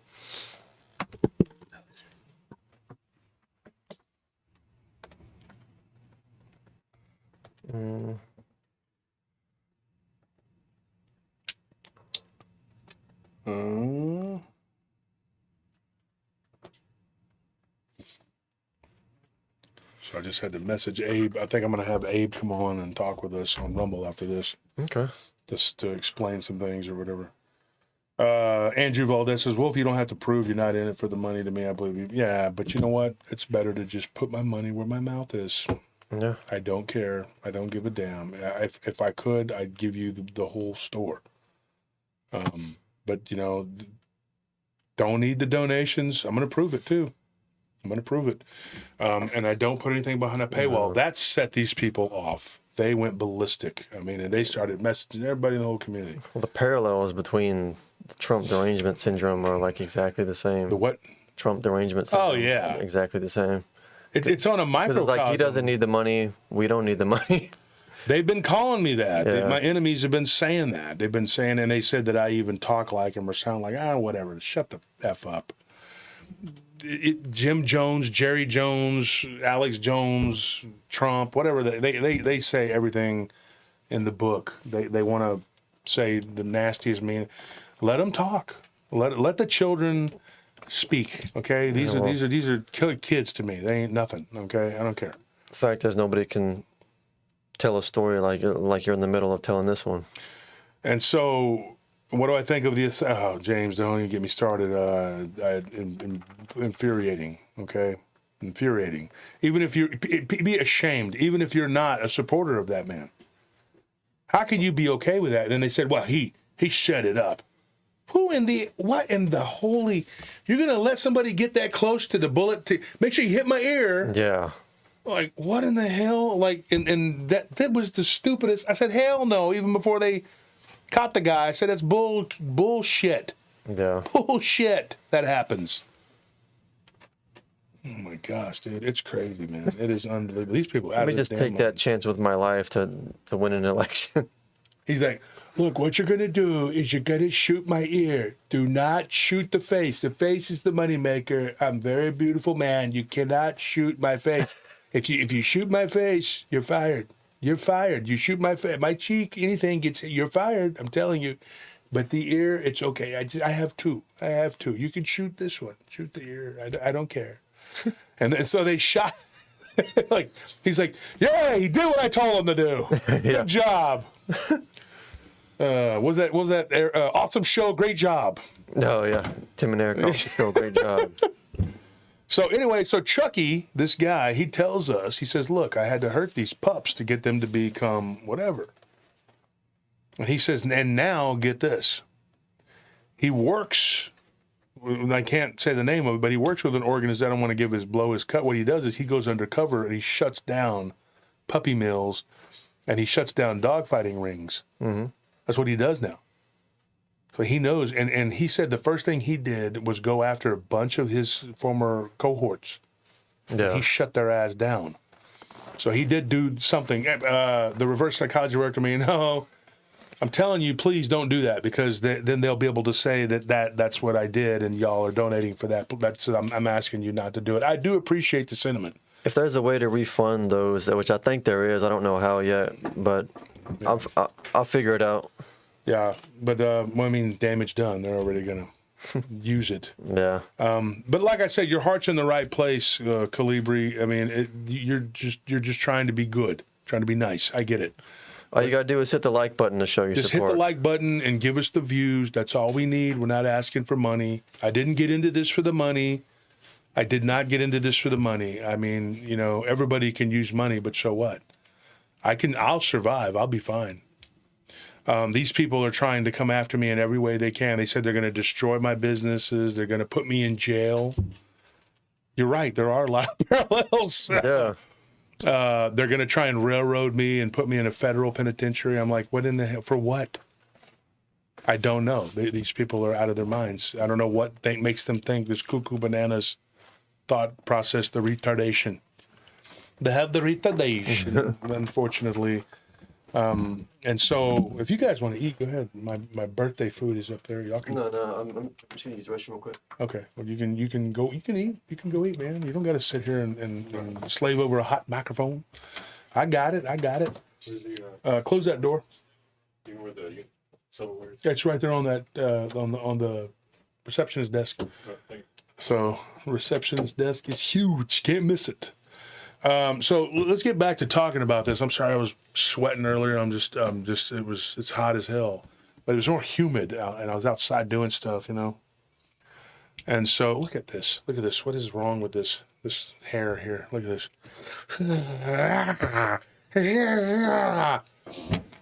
Look at Josh. He's crazy. They're going to do a screenshot of this. Look. And they're going to have me doing that. And they're going to be like, look at this man. Look at this man. Look at him. He's a vile, satanic high priest of the Church of Satanicist. Whatever. Send money, 555 or 666 Satanic Row. Whatever the bullshit would say with a straight face. Is so stupid. But here's the thing. So what ends up happening with these animals, and so this was one of the most fascinating stories that I've gotten in a long time, and I had to tell it. Down in Frackle Rock. So Chucky tells me, or us, he says, look, I'm going to tell you, man. He said, I watched one of these things take down a Bigfoot. And I said, these hellhounds. He said, yeah. This was interesting because I had not gotten any of these people, whether they were on the vampiric or the witchcraft side or the whatever, the werewolf side, whatever they were, to talk about this stuff openly. It was hard. I got a few of them to do it. It took me months to get to all of the information from the different ones that were willing to talk about it. And they were all former people. And so, yeah, exactly, the temple of Saturn. And so what ended up happening, this guy, he tells me, he says, I watched these things take down a Bigfoot. And I said, a Bigfoot? I said, you've seen a Bigfoot? He said, oh, yeah. He goes, where I used to live, he said it was on the border between two states. And it's in the South, I'll just say that. And he said, and he goes, we would go on vacation. And he goes, and we would see these creatures that looked like they were in between human and ape. He goes, and before I even said, he goes, I think they come from under the ground. And I was like, oh boy. As soon as he said that, I was like, okay. I said, I agree with that. The physical ones, yes, yeah.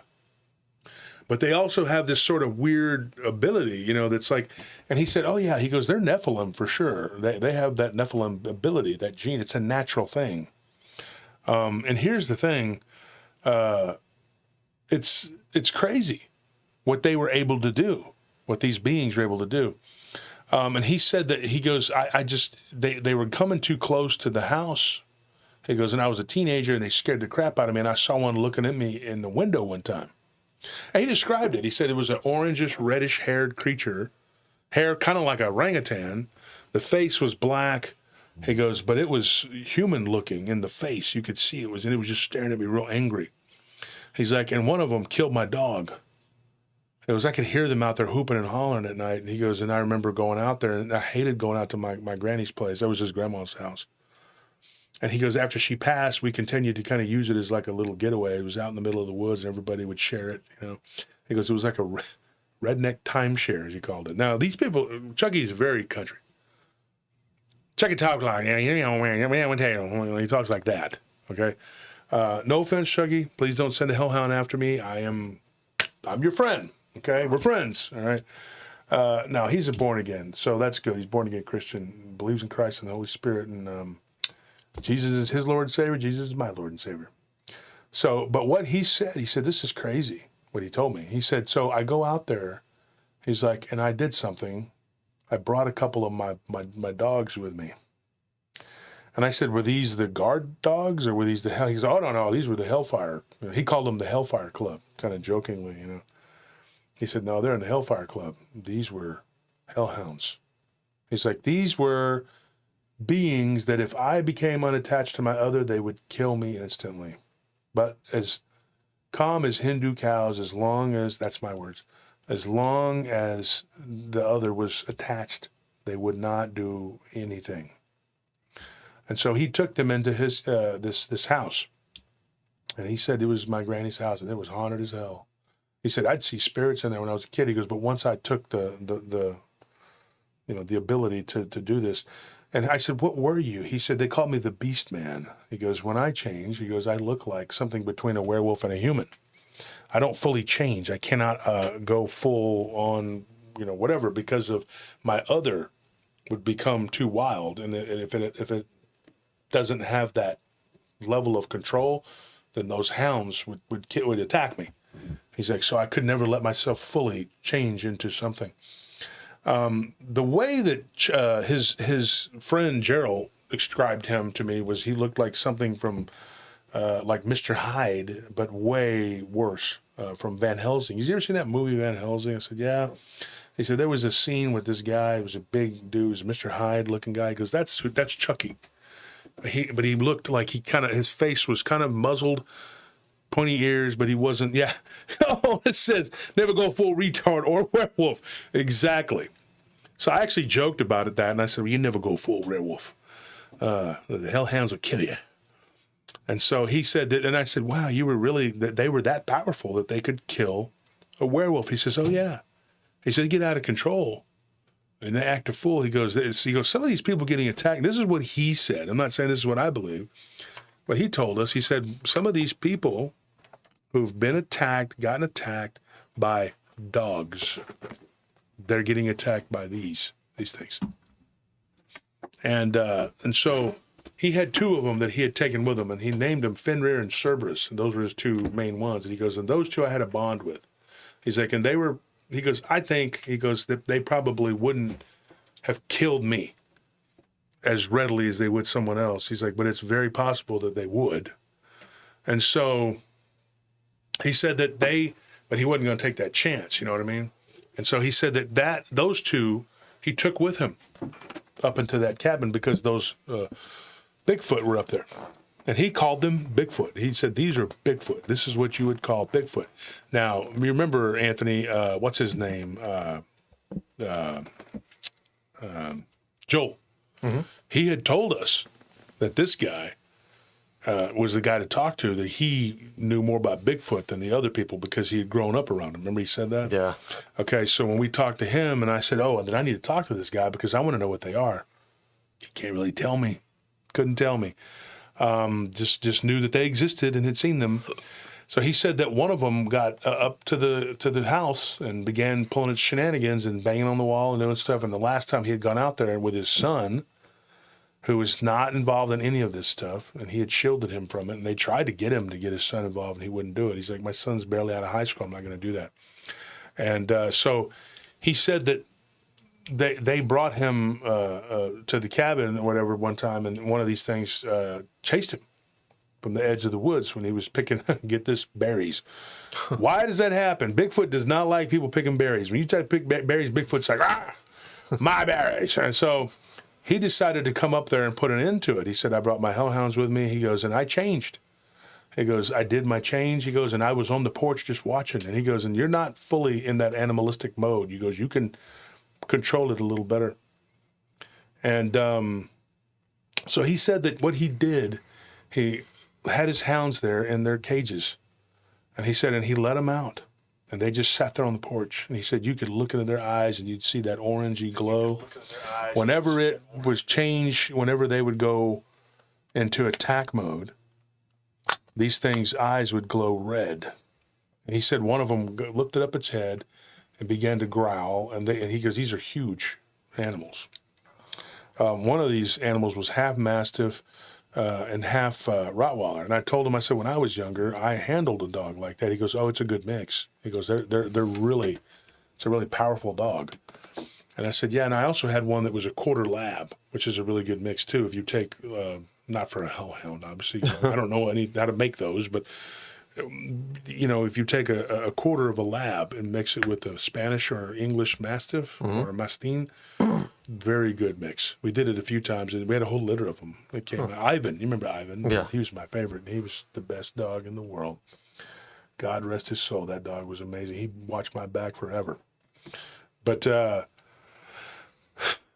anyway, this is what happened. He said he was sitting on the porch, and he hears that whoop, just like that. That's how he sounded. I kind of practiced it a little bit. No, you probably heard me in there doing it. Yeah.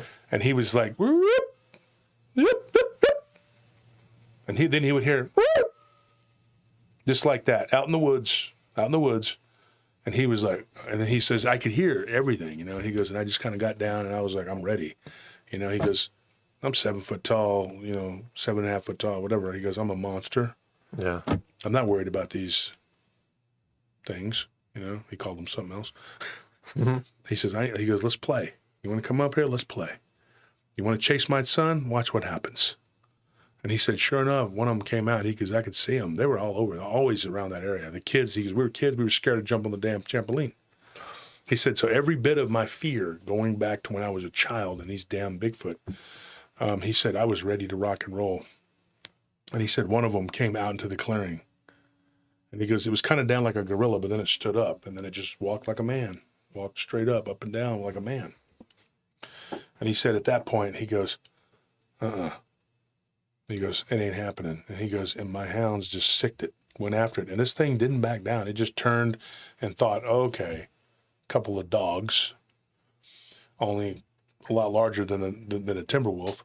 And these two just jumped on him, one on each arm. And he's like, and he goes, before any of them, the other Squatch could come out, he called them something else, like I said. I'm just calling him what I'm saying, Squatch, the PG version. But then he goes, I ran out there and I ran around the other side of this thing and I grabbed him. He goes, but these things are incredibly powerful. He goes, and there's no way a normal person would have a chance with these things. Mm-hmm. He's like, I knew, he says he knows one guy who claims that in his werewolf form, his lycanthropic form, killed one of these things. And he brought back an appendage to prove it. But a lot of people claim he shot it. So he was like, I don't know. He goes, as far as I know, I'm the only one in that particular coven that ever did any of this.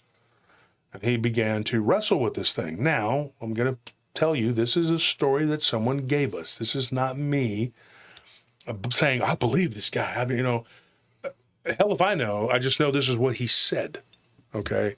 And it took me months to get an audience with this guy to talk to this dude. So, yes, I started working on this, with him 3 months ago? Probably. At least. And finally just recently got the story. But anyway, and I didn't think it was going to happen. So Chucky gets on the back of this thing and pulls it down, and they killed it. They destroyed it. And I said, what did you do with it? He goes, well, I kept a part of it. When we took it to the temple, I showed everybody that I had done this. He goes, and as far as I know, a piece of it's still there. The rest of it I burned. But get this is weird. He said after he burned it, the flame was something he didn't expect. The smoke got really, really black, and he heard a weird whistling kind of howl. And he said, for whatever reason, the other Squatch, he goes, I think that they were probably, this was an alpha, he goes, and the others weren't. They were intimidated by what they saw. This is what he says, okay? Now, Chucky said that when they burned it, he saw orange and green come out of the flames, like the orange and green, like orange and green, orange and green. It was like this body had some sort of... Now, he said the only time he saw something like that was whenever they had to burn one of the dogs. And cats. They had cats, too. And that they had that darkness on them. Yeah. They would have this bloosh, weird flame that would come off of them in different colors. And so it's really weird. It's really weird. He said, and then the blackness kind of swirled. When it does that spiraling swirl, there's something to that. And you remember when we had, what's his name, Marzulli on, and he did this like that, Yeah, that's what this guy told me. And I said, that's crazy, man. I said, so this thing, you burned it, and it did this spiraling, whatever. It was just smoke or blackness, whatever. Smurfy's, the green. What in the hell? Why is there so much of that? Linda Godfrey talked about that a couple times. Green mist. That green mist. And then the guys that gave us the story, one of them who's still a security guard now, he just went in to have a stent put in the other day. So I still know he's a good guy. He's a really heavy set guy, though. I was talking to him about his health the other day, and he was the one that was a security guard out there by the place where Garetano, that guy tried to give him the mirror and all that. Mm-hmm. And me and Nellie heard the wood knocks, and they saw what looked like the maybe native or Hispanic guy come onto the shore and turn from a werewolf into a man, Mm-hmm. Really crazy stuff. Like this is, it gets out there. And at the risk of sounding like a damn lunatic, because they're already calling me that, and every other name in the book, I'm just telling you what I've been told, okay? And I'm not even saying that I don't know. People have asked me this. They've messaged me this. And, Anthony, we've talked about this. We don't know what we believe. No, I have no idea. I'd be remiss to sit up here and say that I think Chucky was a liar because he seemed like a very credible guy. And these other people were vouching for them. Mm-hmm. Now, the odds are that this person, Stacy, Eve, Carlos, Chucky, Gerald, and Joel are all just got together and said, hey, let's just make up some... They don't even live in the same area. Yeah. One of them lives in Georgia. The other one's in Florida now. Two of them live in Mississippi. One of them lives in Alabama. And the other one in Louisiana. So, they're not even living around each other. I mean, I don't know, and they don't. And they don't be in constant, like consistent communication to No. make sure that they're keeping up the lie. No, and the thing is too that we tested them too because Eve, she's down in Tampa, and when I talked to her, well, outside of Tampa, and when I talked to her, the weird thing about that is, well, actually, she don't live in Tampa anymore. She was from there, but she lived close to there, you know. And the thing is, she hadn't talked to any of them in years. You know, once she had gotten out, she moved away and then got married and wanted to change her name and everything else to become somebody else. Craziness. I mean, it's crazy stuff. You know, and it's funny too because I was going to try. You know how I always try to find common ground with somebody. I'm like, really, Tampa? I'm a Buccaneers fan. She goes, I hate them. I'm like, oh, okay. So I was just kind of quiet. I was like, she's like, I like the Tampa Bay Rays. I'm like, ugh, ugh. I was like, oh yeah, great. Not so much. I love this, but you not so much. To go crazy for this too, but not so much. So yeah, it's really spiritual encrypted encounter, Dungeons and Dragons. What's going on with that, Abe? So what ends up happening? These people, they don't like, they didn't coordinate this. Like we talked to one and then we talked to another. And I'll say this too: if you're an up and coming YouTuber or podcaster or an author or any of this stuff, always, and I'm not telling you to be a pest or a bug, okay? Because I've been accused of being very, what do you call it? Like real overzealous, like persistent. What do you say? He always mumbles, and then the door's closed on top of that, so I can barely hear him when he's next. Well, you to can me. open the door now. I mean, it's fine. But I've been accused of being like very tenacious when it comes to getting stories, and even to the point of like kind of obnoxious. Yeah, I try not to be, but I'm very passionate. So I think that we should probably, I got to do it. If you want to do this. Don't, and never be afraid to be told no. You just, what do they got? Worst they can say, what do they can say? No, don't, I'm not going to tell you. yeah. Okay, fine. Then that's it. I think a lot of doors open for anyone in general when they get over the fear of rejection. Yeah, get over the fear of rejection and just go for it, man. Go after it. The worst they can say is no. So what happens to these people? The one person gives us something, then another person gives us something, and another person, and then it just goes on and on. And I asked about that, and so when Carlos and me were talking, he said you should talk to Stacy, blah blah blah, and then when I talked to her and I said, hey, you referred to blah blah blah, and then this other guy said, you know these other people? Yes, I do. And he vouched for you, so yeah, he vouched for me. He's like, okay, we'll talk to you, and they're all born again Christian. But they're not all going to church. I'm going to be honest. A couple of them have their reasons. They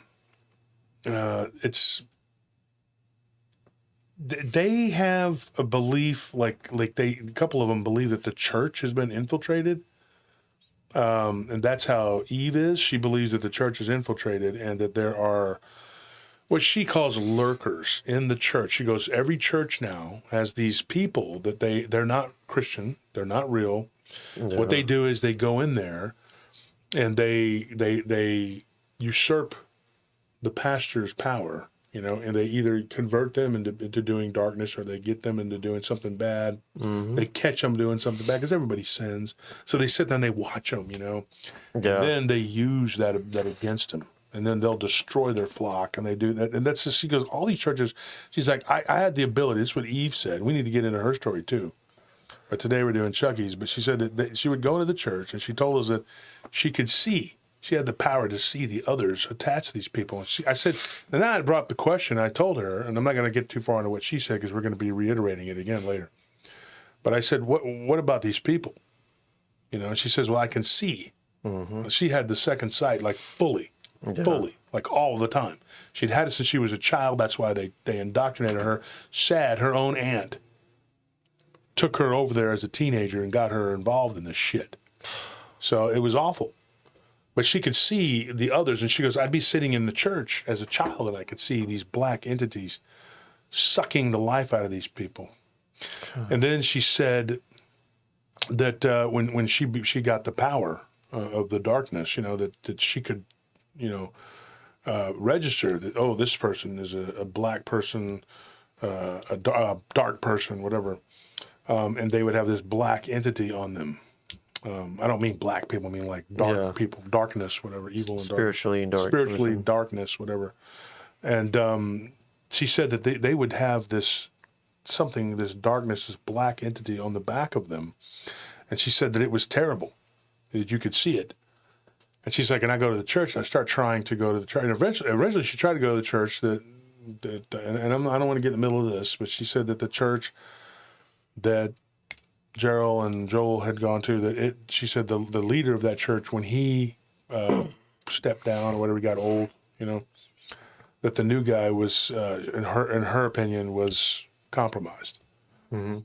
They still go there, but Joel admitted that it was mostly for his family because he didn't like the new guy. And he said there was something about him. I said, well, Eve. And he goes, well, Eve says a lot of things. So I don't want to get in the middle of it and be like, okay, but they had differences of opinion. Yeah. She met a guy and she moved back home to Florida, and then she met a guy and then got married. It's crazy. Yeah, you got to be careful who you meet in the church. Like anytime I've gone to the Orthodox church for the mass that they have the fellowship afterwards, I never do that. Just because I don't know who's who or what their agenda is, and I can't see the things that lady can see. Yeah, neither can I. But I know that they're there. Mm-hmm. And so, like, I'll just show up for the mass, and when the mass is over, everyone else will go do the fellowship at the fellowship hall. I'll just leave. Yeah. Yeah, that's it. Go for the mass, and you got to be careful. I mean, because so much of the church has been infiltrated, and it has been since, look at the Council of Nicaea. Yeah. That's what happened to begin with. They took all these books out of the Bible that should be in there for people to read. So yeah, I mean that becomes a problem, because you don't know who's who. I mean, and right now we're having that same problem in this community. We don't know who's got the knife at our back. I mean, and like I said, I will give you an update and I will tell you some things. After this, you can go to Rumble and I'll give you the 411 of what's going on, because it's pretty damn insidious. And then we're not going to talk about it here, but anyway.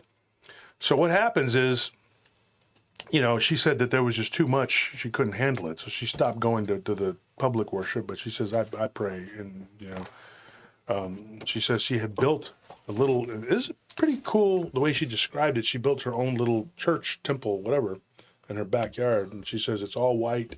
I go back there and I pray to God through Christ. She goes, every day. She says, when you've done the kind of things that we have, this is Eve. She says, you cannot miss a day of prayer. She's like, if you miss a day of prayer, you are screwed. She's like, I almost died on a bike ride because I didn't say my morning prayer. And she told me something, and I'm proud of this. I know pride is a sin. It is. But I am very proud of this. And she said, before your feet hit the ground out of bed, you should already have prayed. I said, yes, I do that. And she was not impressed. She was like, well, just make sure you keep doing that. She's like, don't pat yourself on the back. And I'm like, I was like this. I was like, I don't. I was not just now doing that. Why would you say that? She's like, well, that's just what you're supposed to do. Yeah, exactly. That's what she acted. Yeah. And so I was like, hey, well, this isn't about me and my sin. This is about you and your vampiric witch sins, all right? Let's stick to the story about how you did the bad stuff. I'm the good guy here, all right? And she was like, basically she was like, everybody is a sinner, The one thing I thought was cool about her, too, though, is just that when she talked to me, she said she could feel that I had committed sins, whatever. And I was like, well, yeah, everybody has. And she's like, well, you're remorseful. I said, I am. And she's like, that's good. Stay that way. So at least a former vampiric witch, now turned born-again Christian, has given me a good whatever. Well, it's like what you were saying last night about how like whenever people are very spiritually powerful people, like if whether they're on the side of good or evil, like whatever they're committed to, they can flip that polarity, and once they do, they're still like powerful, like that spiritual power is still there. It's just serving. Yeah, you can rise up powerfully. You can rise up powerfully, and then you become good.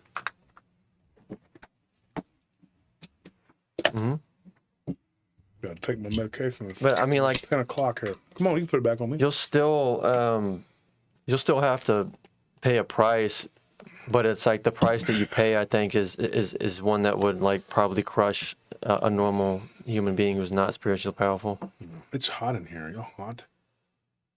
I am burning Oh, up. can you turn the AC down a few degrees? Sorry, Tony gets the short end of the stick because he's in the chair right there. Yeah. Let's see what he's working on here.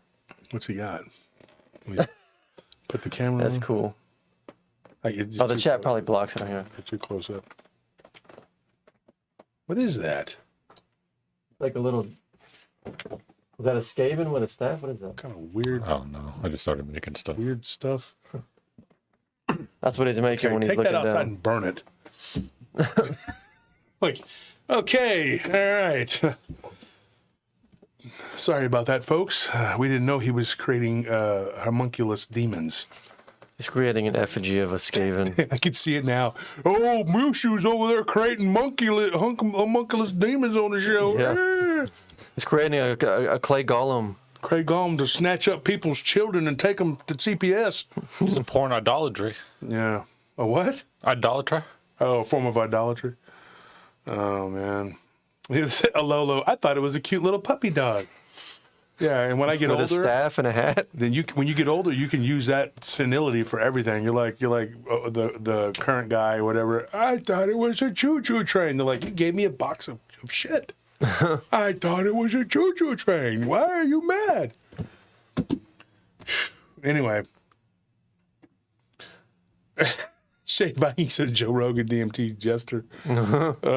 So one of the things that's crazy about this whole thing with Chucky, like, okay, so another thing he told us, he had an encounter with one of these really high-ranking elders, which nearly got him expelled.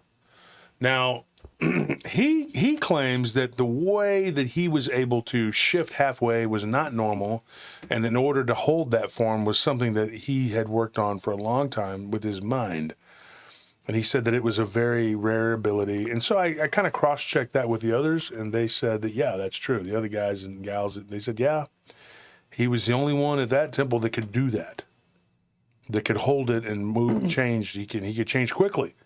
He was not like the others. Like he's a smart guy. He sounds like he's, like, whatever, but he's an intelligent guy. And talking to him, and he said, he goes, there are people out there who are born into this. He's like, and they're either have that ability from the old country, like the Viking, whatever. And then and each one of these people now, I had a checklist of questions I asked each one of them. Some of them that were tailored specifically to them, and some of them that were just general questions I had to ask about all of them. And so I asked them this. I asked them straight up. I said, look, let me ask you this. I said, these vampires, and I said, who was stronger? Were the vampiric people, the people practicing vampirism, or was it the people that were practicing the lycanthropy? Him being kind of in the middle of that, he said that it was so weird. It was kind of like a blurred line, that sometimes there were people that could change, like Carlos. He could change into a wolf, but that he is a vampiric, that he used blood for everything. And he said that the lycanthropes like to claim that they're the stronger, but the vampires claim that they're the stronger because they tend to be more into the esotericism. But he said that for his opinion, he said that the strongest entity he had met, who was not an elder. Now the elders were on another level, and then you had the old ones, which were these ancient vampiric entities. And he said that you had these other entities. Get this, and I had not heard this before. Gerald he was such a foot soldier, he didn't get to that. He said that's above my pay grade. But this guy said that he was involved with a lot of high-ranking people because of his special ability with these dogs. Those hellhounds were highly prized. He goes, and in the entire state, there were only 2 of them that could do this. And there was him and another guy further south. And he said that they were the only ones that could handle these beings. He goes, there was a high turnover rate. I said, why is that? He goes, they get eaten. I'm like, holy shit. He goes, especially when you're just in your human form, and then one of these things the other doesn't hold or take, whatever, and sometimes the other will get nervy and abandon you. Mm-hmm. He goes, or they'll just vindictively let it happen because you didn't give them drugs or whatever they wanted. And I'm like, the demon. He said, yeah. He said, yeah, the demon will want something that you don't give them. He goes, and then these handlers will be in there in their cage and they get careless thinking this is just a dog. Mm-hmm. And then, bam, that dog, you know. And he's like, next thing you know, they're laying there in the cage and that dog is eating it. You know, and he's like, he goes, you'll even see him like halfway trying to change and it's too late. That thing's already got you. He goes, those hellhounds were crazy good, strong. They're already an animal. See, because the way he explained it was like, and that makes sense. He's like, a werewolf is a human trying to be an animal. Mm-hmm. He goes, these are already animals. Yeah. They don't need to try. They're already there. And then you put that other on them and you're giving them a wild, as they called it, a wild. That's what he called it. He said the other that they gave him is a wild. He goes, they're like a lower vibrational, you know. There was another word he used, like FOMO or something. I forgot that. Some start with an F. But there was a lot to take in, folks. I'm sorry. And I was half asleep and under assault. So, you know, but anyway, he was, and really and truly, I was. Elvira just would not stop. She was like, pet me. And I was like, get down, foul being, get down.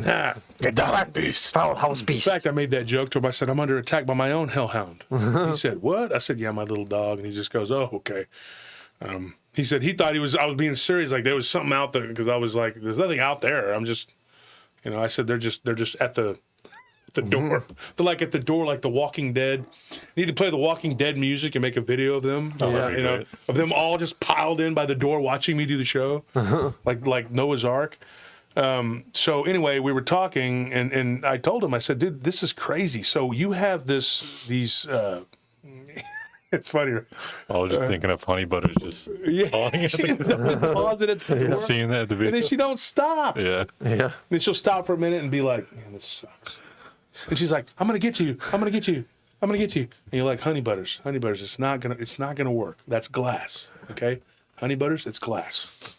If I see you, I should go through here. Yeah. Honey Butters are determined, boy. And the other cats are like, this never works. But continue. It never works. Yeah, so they're just opportunistic. They want love. And so this guy was telling me, he said, this is crazy, you know, when I was listening to this. One of the things that he described to me was like this other will do crazy things too. He goes, you can't have like a regular pet at the house. There's no way. Because these other will follow you and it'll attach to one of your house pets. And then your house pet will become like Pet Cemetery. You know, he said he's heard of cats, house cats, getting one of these on them, you know, because of these handlers. He said the handler is it's a meticulous job. And he goes, and all these vamps and wolves, they all want a familiar. He said, but very few of them could achieve it because you have to take that being to them in their human form, and they have to be willing to stand there and not lose their cool and not get killed. And he goes, and that's a big risk, and a lot of them just weren't going to take it. And then he goes, and then others they wanted them really bad. He said typically the witches, you know, the warlocks and witches that were almost 90% of them were vampires, the higher ups that could change into a wolf, which was what Carlos did.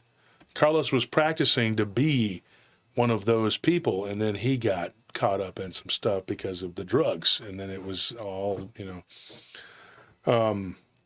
So what ended up happening with this guy? He goes, I've seen it 100,000 times. He's like, these people were like, well, I want one of them to do my bidding, to do this, to do that, and whatever.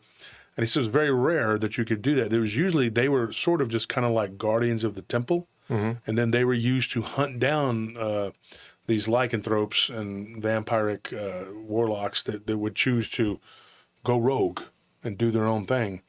He's like, it wasn't uncommon for them to come to someone's house and just turn the animal loose on them. And he goes, and then the county sheriff, like, oh, well, they got attacked by a dog. There's a dog attack. So in his opinion, some of these people getting attacked by dogs, I said, are these dog attacks? He goes, yeah. You know, he talks, he says, yeah. He goes, they're dogs, but they're from the devil. They ain't dogs like, they ain't like nobody's, normal dog. He's like Cujo on steroids mixed with Satan. He goes, that's what that is. He's like, and everybody they don't see it. And then he goes, and then they try to say it's these Dogman or werewolves, whatever. He goes, that's not what that is.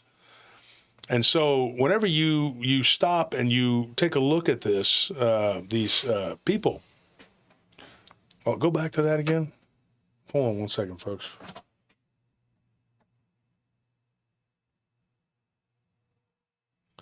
Anyway, let's go. I was just looking at that.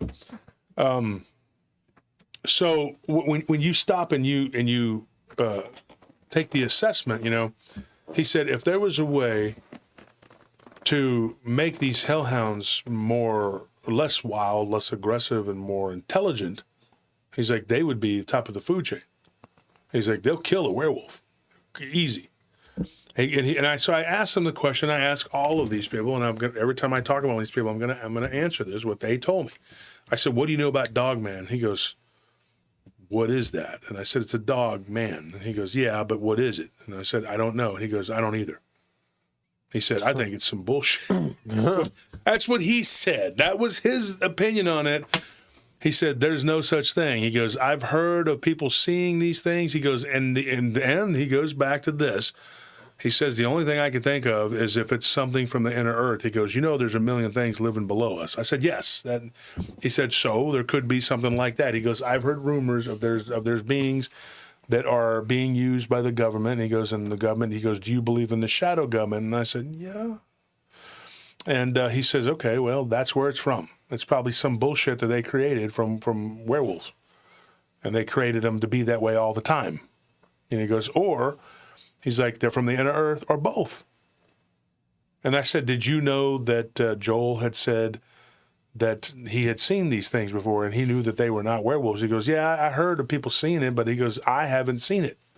And he said, if I did see it, and he goes, I just ignore the shit because I don't care about those things. Mm-hmm. And I go, you don't think that they could? He goes, hell no. Because they can't whoop my ass. Like, he was pretty, and he's a big dude. I mean, he's a big barrel-chested ass dude. I mean, he's 6'5", mm-hmm. And he's about probably 380, and he's got a big beer belly. Now, no offense, I'm just saying, don't send your werewolves after me or your hellhounds. I'm just saying, you're older now. You're older, and you got a little. I do too. But he is a person that if you were seeing him in the street, especially when he was in his like 30s or whatever, you wouldn't want to mess with this guy.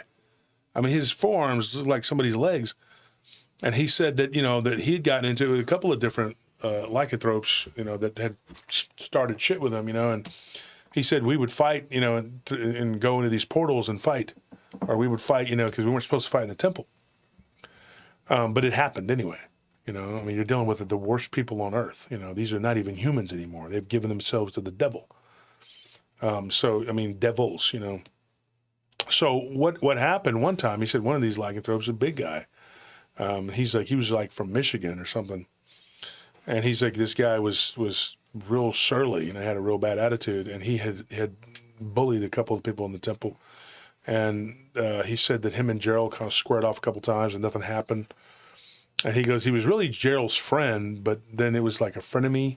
Mm-hmm. He would kind of be his friend, but then they'd get pissed off, and then they'd go at it. And then he goes, and then one day, he's like, I tried to break up a fight between him and this other guy who was Gerald's really like his understudy, And he goes, and that dude bit me on the shoulder. He goes, and so when I changed, he goes, and you got to remember, he goes, I still had a lot of my humanity. Yeah. And he goes, and up to that point, he goes, I think that these other beings thought that that gave me some kind of weakness. He's like, but that made me way more able to fight. Coordinated. Yeah. He's like, they just kind of do this ferocious, just, throwing themselves at you when they get to that point. It's a frenzy. Mm-hmm. He said, I don't lose my cool like that, dude, and I can punch you. And so he said that, dude, he goes, I literally swung and I hit him and I broke its jaw, you know, and he said it. And I said, it's an it? He said, and when it's like that, it is. He's like, it's a damn demon. It ain't no human being. He goes, that's just a vessel at that point. That's just the other, you know, being malicious and whatever. So he said, I threw a right hook and I broke its jaw. And then and he goes, I was in my form. He goes, but I don't fully change. I go to a certain point and I stop. And he's like, and not many can do that. And he goes, but that's the only way you can be a handler of these dogs, because you can't be fully one way or the other. Mm-hmm. The dogs did not react well to the lycanthropes. Mm-hmm. He said it would be very rare that you would see one of these hellhounds running around with a lycanthrope. And I thought about it, and I get this. This was something that I had not thought about. So I said, I don't know if that's true. And he goes, oh, it's true. And I said, okay. And so the whole time, like, I'm trying to prove him wrong. So I'm looking on the computer, like, let me see if I have something that I can, let me see if I can make this guy not be, you know. How can I contradict you? How can I contradict this guy? Okay. So it's human nature. It's human nature. And so I started kind of looking, and I was like, I don't think we have any reports of that. Do we have any reports of seeing, now we've heard of dogmen running around with like coyotes. Yeah. Or maybe wolves or something. But I don't think we've ever heard of like a werewolf type creature running around with what looks like a hellhound. I don't think so. Do we have anything like that? Because I didn't find anything on there.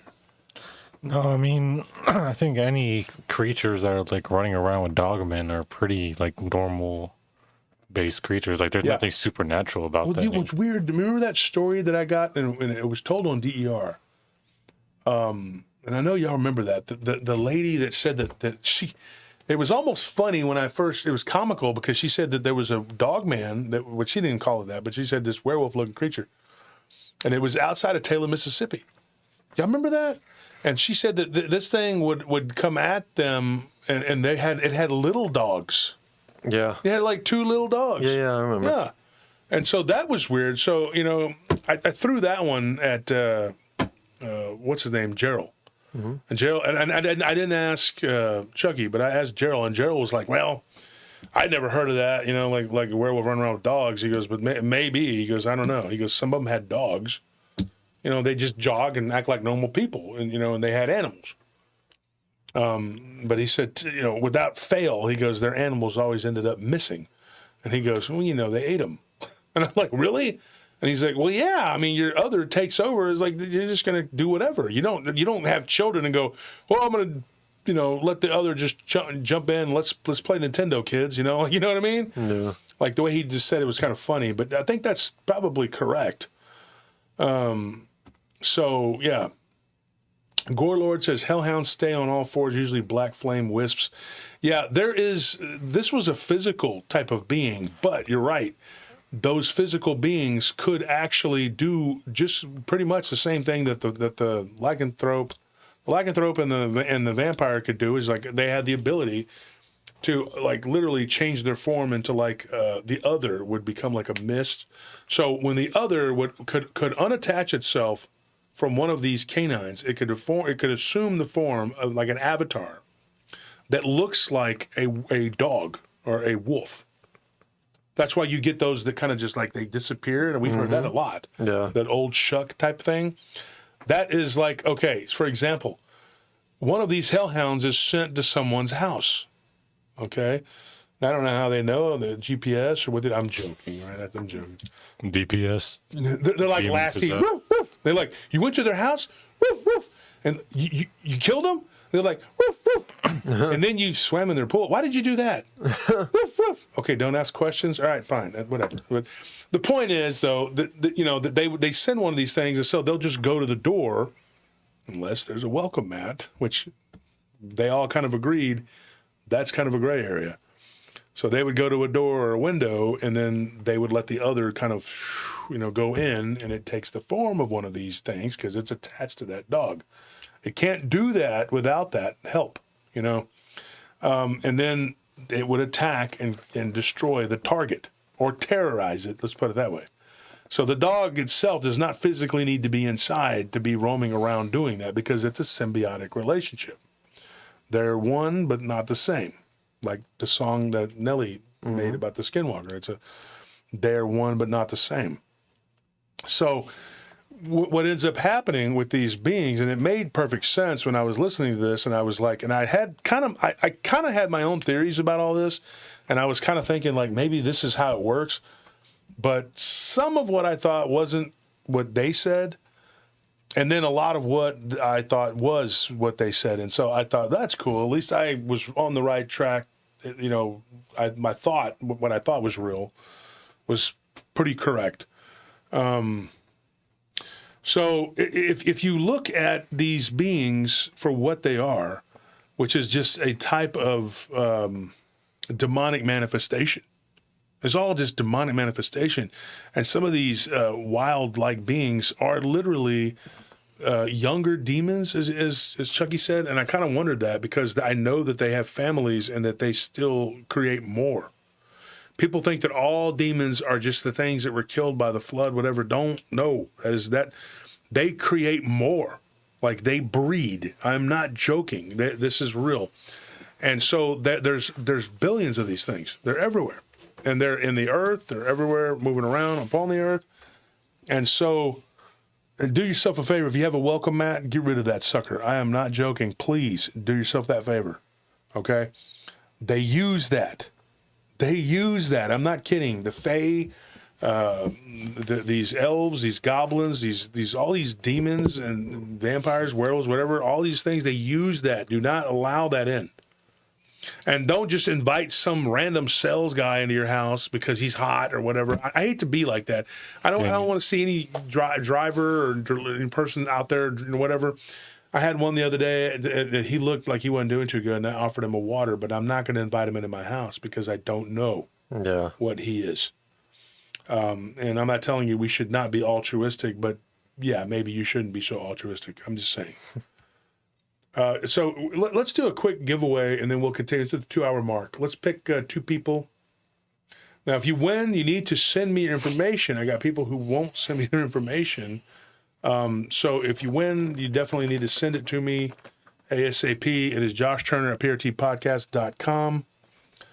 Josh Turner at PRTpodcast.com. All right, so I'm going to change the chat to members only, just temporarily. We don't need to do that. You can just look and see. Okay. So we got Mary, Angel, Magdalene. We got Andrew Valdez. I think he's won. If you haven't won, tell us if your name is in green and you haven't won. Let's start with that. Tell me you haven't won if you haven't won.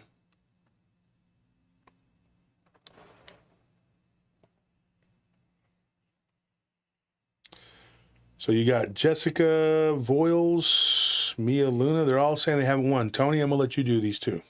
Both of them? Pick 2 people.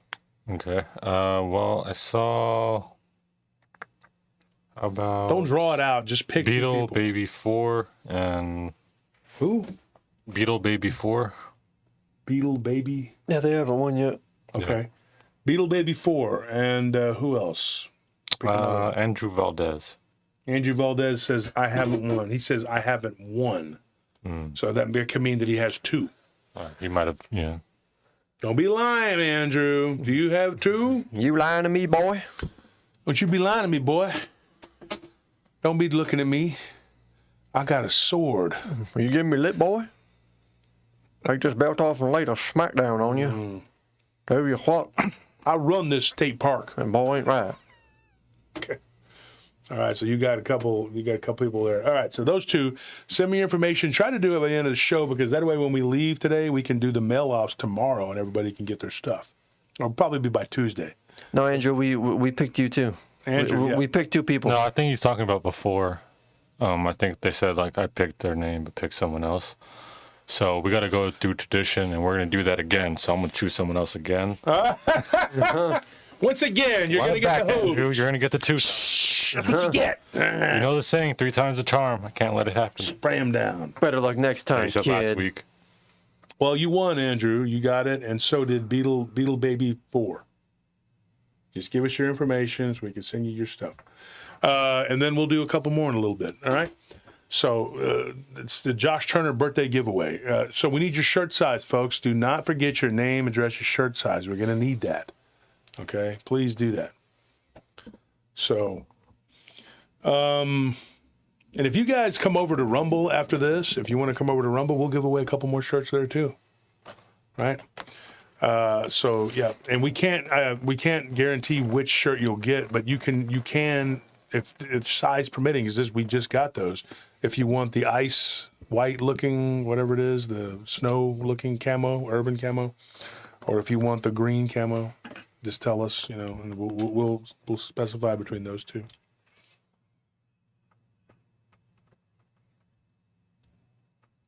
So what ends up happening with this, with Chucky, he got out of all of this. Well, jumping ahead, let's keep talking because he's got a lot to say. I could go on and do another whole show about this guy. He had a lot of things to say, and I'm trying to remember everything. Hold on one second. Oh, cool.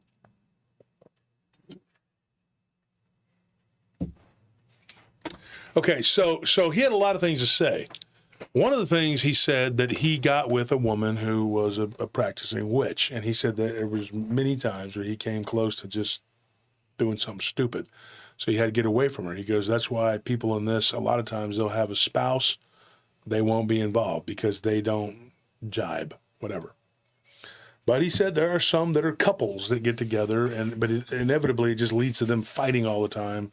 And one or the other will go missing or something, And it's not always like, I said, well, they kill them? Because not always. They'll just go missing as in they'll just leave, go, and you'll never see them. Yeah. They just take off. They don't want to be around them.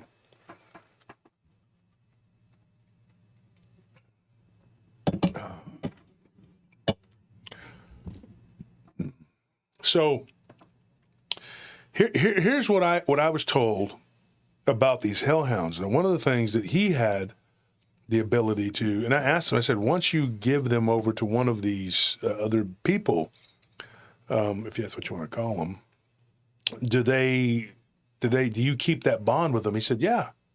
He goes, I was one of the most powerful people at that temple because if you had an animal from me, I could still pull it back if you pissed me off. Mm-hmm. And he goes, and you had to be real careful. And he goes, now some of them would develop a bond that I couldn't penetrate. He goes, it was just, they were just real, He goes, but those people, they were able to bond with their animal like that. He said they had good in them. He said that without fail, those people who developed the bond that actually cared about their pet, they weren't the sociopaths that you would, this is me talking. Mm-hmm. They weren't the sociopaths that these others were, these other people that had taken the other. And so you had all these beings that were basically like jockeying for position in the temple, and it was a very prestigious thing to have one of these hellhounds. And he's like, they were very prized. He's like, and they guarded the temple. And he said that the only beings that were pretty much immune to these hellhounds were the elders. And now there were different levels. The elders were typically, 200 plus years old. They were warlocks. They had mastered the ability of both. He said the thing about vampirism, it leads to lycanthropy and both. They're two heads of the same coin. Mm-hmm. And I'll explain to you why what he said, and this was very interesting. This is something that he echoed what Joel said. You had two different factions that lived under one roof. And I said, how did that work? He goes, it's like a male and a female. It worked just fine as long as everybody knew their place. But you had inner sprinkling of the higher ups. And he said, because once you got to the higher ups that were in control, they didn't look at like, oh, you're a werewolf, you're a vampire. They didn't look at each other that way. Because once you ascended to the level of elder, he's like, you could do both. More than likely, if you were an elder, you could be a blood-drinking vampire practicing vampirism, and you could shapeshift into one of these other beings. And I think he's correct. I mean, Joel said the same thing. I mean, I think that's how it works. When you get to that level, he goes, then there's no distinction, really. Yeah. He's like, because if you're a warlock worth your salt, or a witch worth your salt, you could do all of that. You would not have any. You're just they a would look shapeshifter at that point. Yeah, he goes, if you were still going around saying, "Well, I'm a wolf," I'm one of the wolves, that's kind of what they'd say, or they would say, and he said our nickname for the vampires were bats. He would say, "Oh, if you're a bat," and then if you're a werewolf, you're a wolf. Joel did not tell me that, but what's his name? Gerald did. So you got Gerald and Chucky saying the same thing. I said, no, maybe it's just y'all calling them that. He goes, I don't know, maybe. We called them bats. But they did call us wolves, But he goes, but they don't call themselves bats. So it's kind of weird. The werewolves would call themselves wolves, and they would call the vampires bats. But the vampires would call them wolves, but they didn't call themselves bats. And he goes, they think they're better than us, too. They have kind of a snotty attitude, like they think that their magic is going to protect them. What they don't get is that we're on the same level. He goes, and I'll kill a vampire in a heartbeat. It's nothing. They're just a person with a weird blood fixation, as far as I'm concerned. And he actually called him that too. He was kind of a little bit hostile towards him, but he said that he was never interested in ascending to the level of elder, but they were trying to get him to assume this. Here's another interesting thing about this guy, Chucky. This is crazy. If this is true, this is nuts. He's 86 years old. Dang. Because the picture I saw of him was like when he was young. I said, dude, this must have been in the 50s or something. And he says, yeah, I was, yeah. And I'm going like, what? Like, how does that work? And I'm like, 50s to 60s, 60s to 70s, 70s to 80s, 80s to 90s, 90s to 2000s, and then 10. And I was like, you got to be at least 90 years old at this point, whatever, because he looked like he was, probably in his 40s or whatever. I mean, in his 20s back then. Mm-hmm. And he said, yeah, I'm 86 years old. And I'm like, what? But he said that for most of these people, they age really rapidly once they have that other removed. Yeah. And I said, well, how did you do it? He goes, I was a hybrid. He goes, I always changed part way. He goes, and I had a very, what he called, I mean, it sounds kind of silly now when you think about it, but he had a very weak other that was attached to him. He's like, my other could not bully me like the others did. They had, and he said that he changed others. Like he had an other, he convinced them to let him, because he had that ability to work with these animals. Mm-hmm. So he convinced them to undo what he had, the original one, which was a really older, more powerful, because he said, I can't be a full-on, werewolf with this thing. I can't do that because his dog can't handle the dogs. So they gave him another one that was very docile. Mm. And he said that it didn't bully me like the others were getting bullied by theirs. The other people were getting bullied by their others. Yeah. He didn't have that issue. He said, I had a very laid-back demon. And so it sounds crazy, but that is probably right. Yeah. I say probably because I don't know if this is all 100% true. At the very least, it was just weaker, so that like if it could have bullied him, it would have. But it was just smart enough to know that it just couldn't. So it just did what it could, And what are your thoughts on what do you think about this? If you were forced to choose, what would you be? I mean, what are the thoughts of that? I mean, not that you would ever do this sort of crap, but I mean, man. Sounds like a curse. If I'm being honest, sounds like a horrible roommate that you're just forced to live with. Die. I mean, in all honesty, like this doesn't sound. Just end it, man. It's a slavery. It's worse than death. That's all it is, and it's just let me start over. I don't know. It's some weird. David's like, I'd be leaving town. Yeah. No shit. Well, yeah, best case scenario, but yeah. I don't know. I don't think I can make a choice. I'd be sitting there too indecisive, and I don't know. I just end up irritating them, and they'd kill me. I mean, it's just a racket, so like I wouldn't fall for it because I mean, it's just very obviously like a lot of these people, I'm assuming, who do this kind of stuff are doing it for power or like some kind of prestige. But at the end of the day, like any power you gained is pretty useless. Because you're not really in control of any of it. And any prestige you have is useless because you're always going to be underneath other people. And like, you're never going to really attain any real power except for people that at that level you recognize as ants. It's like, who cares about being the king of ants? It's like, you want to be I mean, the thing is, like, okay, even if you remove like the like my own moral compass from it, and looking at it from a strictly logical, like cold robotic point of view, that's what I'm doing. I mean, like, I don't even know what I would do with that. Like, I mean, like, I would have no ambition to do anything with. Why the hell do I want to be a vampire or werewolf? I mean, Like, how does that help me to? I mean, I get it. I mean, I get it. Like, you because know, I don't like, want to just- use that to like acquire the things that I want in life. Because I'm just not. I don't know, like what, to impress people, to fight Bigfoots. I don't know what the hell.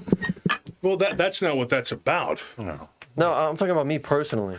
Oh, well, for them it was. I think from what I understand and what I believe, it's probably going on.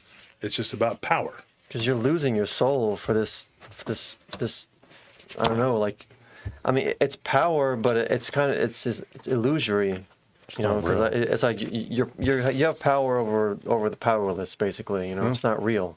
Well, Maddie just said it makes sense if you're someone who's obsessed with power. Yeah, exactly. I mean, you know, but let's take a look at the story of Darth Vader. I know it's a fiction, but you know, he was one of the most powerful people in the galaxy.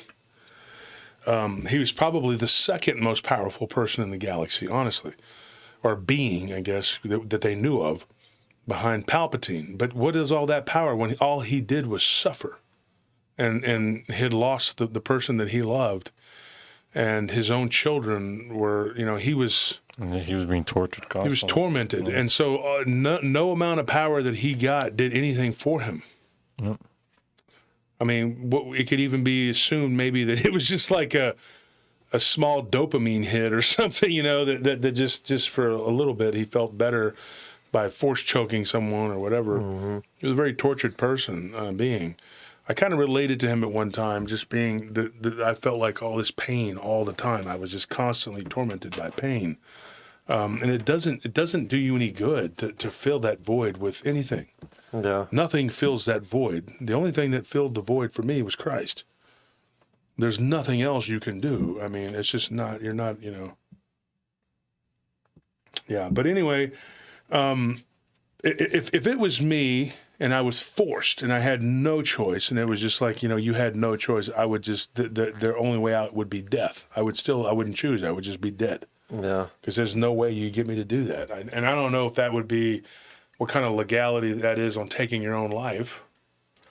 I mean, I guess if you took out a lot of the worst stuff about it and just chose it as like, what faction would you choose? I mean, it seems like it doesn't really matter in the end because it seems like it all just ties into each other. So it's just like, what do you want to I don't know. start with? I guess I still wouldn't want to drink blood, though. that's my God. thing. That's It's like I don't want to.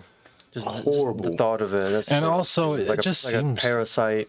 so condescending. Like vampire just seems so that like higher than thou now kind of mindset. It's like, no, you're less than me. You're dead. You're literally dead. Well, you know, the thing too about the elders, one of the things that was so weird to me, you know, this whole thing with the elders was like, they get to that point and they were, when they were dealing with someone who was still calling themselves like a vampire or a werewolf, and they were like, you're still making a distinction. You're below me. You know what I mean? Yeah. Because it's weird. There's two branches that kind of go like this, and then they become one. Mm-hmm. And then in the end, you're just kind of like. So when I talked to Carlos about his ability to shapeshift into a wolf, whatever, because he was getting really deep into it, and he was moving very quickly. And he was, of course, someone who was dealing drugs, and he was able to, you know, supply them, and then he got in big trouble, and so his story was pretty jacked up. Like he ended up getting involved in it, and I kind of screwed up at first because I took what Gerald and Joel knew about his story, but it was a little different than what they had told me. When you talk to him, it's different, and so. And I went back to them, and I'm no offense to Carlos, but I asked Joel and Gerald, I said, is this guy just a liar? Did he mess it up or what? And what they told me was, no, he's correct, what he said, but we don't know the whole story of what he went through because we aren't him. You know, we were doing our own thing.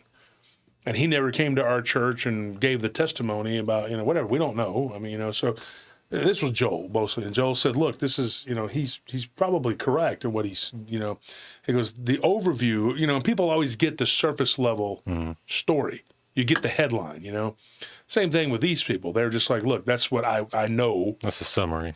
Yeah, it's a summary. This is a synopsis, blah, blah, blah, but this is...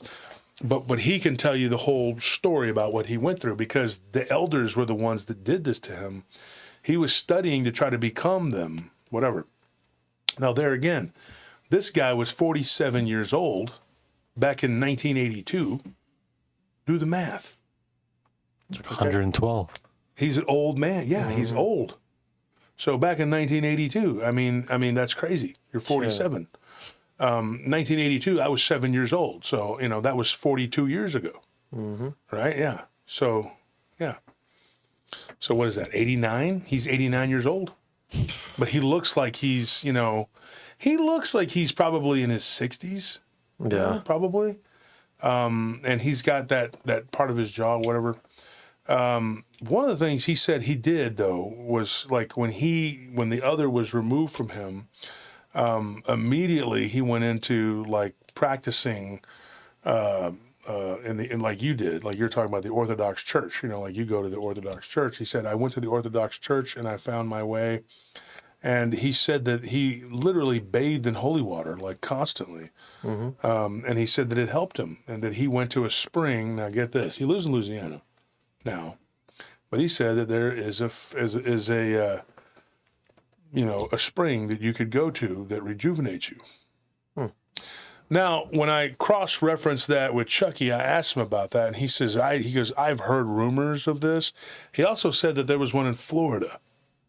But he said that he knows that a lot of these guys who get these things removed do go to those two places. One is in Louisiana. He goes, yeah, I don't know where, but I know the other one's in Florida. And so they're both out in the swamps. And he said that these, so I asked this question. I think this probably was a little above his understanding or whatever. Not talking down to you, okay? But he did say that, like he didn't totally understand it or whatever. But I told him, I said, there's rumors of this, there's this, water, eternal life that can give you eternal life. And he said that he just, I don't know anything about that. I never was told that, whatever. But he said that he thought that he was unique in the way that he could stay because he didn't bathe in any kind of water or whatever. Now, Gerald and Joel look their age way more than these guys. And they're a lot younger than those guys. Carlos was somebody who got caught up in dealing drugs and was going and doing all kinds of crap and working with Cubans that were bringing over, Colombians and Cubans and whatever. And he got caught up. And he had worked a deal with the cartel to bring more over or whatever. And then something happened. Cartel turned him over to them and said, kill him. And the temple was more than happy to oblige. And they tried, but he was spared. And so his story is pretty crazy. He never could have got out without Gerald. And Gerald had a friend of his too that was a big, strong, tough guy who literally walked up into that temple. Never was a vampire or werewolf, didn't any of that. And they had no power over this dude. He said he was the most righteous man he ever knew. And this guy, I talked about him, they called him Billy Jack, and he just went up in there and took him. And they didn't do anything. And I asked Chucky about that. He goes, I heard the story. He goes, I don't know the validity of it. He goes, I heard the story. And I said, now what would have happened to Billy Jack with these hellhounds? And he goes, if he's as righteous and strong as they said he was, probably nothing. He goes, these hounds won't attack and kill you if you are innocent. You're a pure person. He said, they don't, he said, now there are exceptions. He's like, they can attack and kill people if it is ordained, as they say, by the Most High. Now, they call God the Most High, right? But he says if the Most High ordains that person it's their destiny to die, he goes, but it doesn't matter because they're leaving this plane and they're going to be with him. They're going to heaven. Yeah. So God's just calling someone home. It's not like they achieved some great victory by killing this person. All they did was just free them from the physical constraints or whatever. So I asked him this. I said, if in my belief, you're born and it's time to go, right? And one of these hounds attacks you and God allows it to kill you, and you're a righteous person, and then you ascend, you go to heaven, whatever. You're done. Your karma is paid. Your debt is paid, and who cares? It's a short, quick pain, and then you're gone. You know, and they can tear up your body. You're already gone. You know, and so you go to be with God. Now that could be the case, and he agreed. He said that's very possible because he knows that there are righteous people who could be killed, but it was something that it was like God just calling you home. It wasn't no great victory for them. Yeah. And so that's it. Only doing what God allows anyway. So. Yeah, they're only doing what God allows, you know. And he said some of these warlocks and witches could give you cancer. He said, and there was a righteous man. He goes, I knew he was a priest, a really good guy. He wasn't one of these priests that messes with kids or anything like that. He goes, this guy was a good guy. We knew he was. He goes, Eve had said that guy's righteous.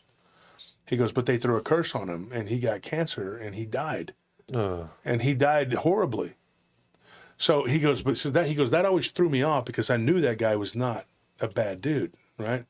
He said, so that's where he began to realize that sometimes it is, you know, he goes, that's what made me believe in karma.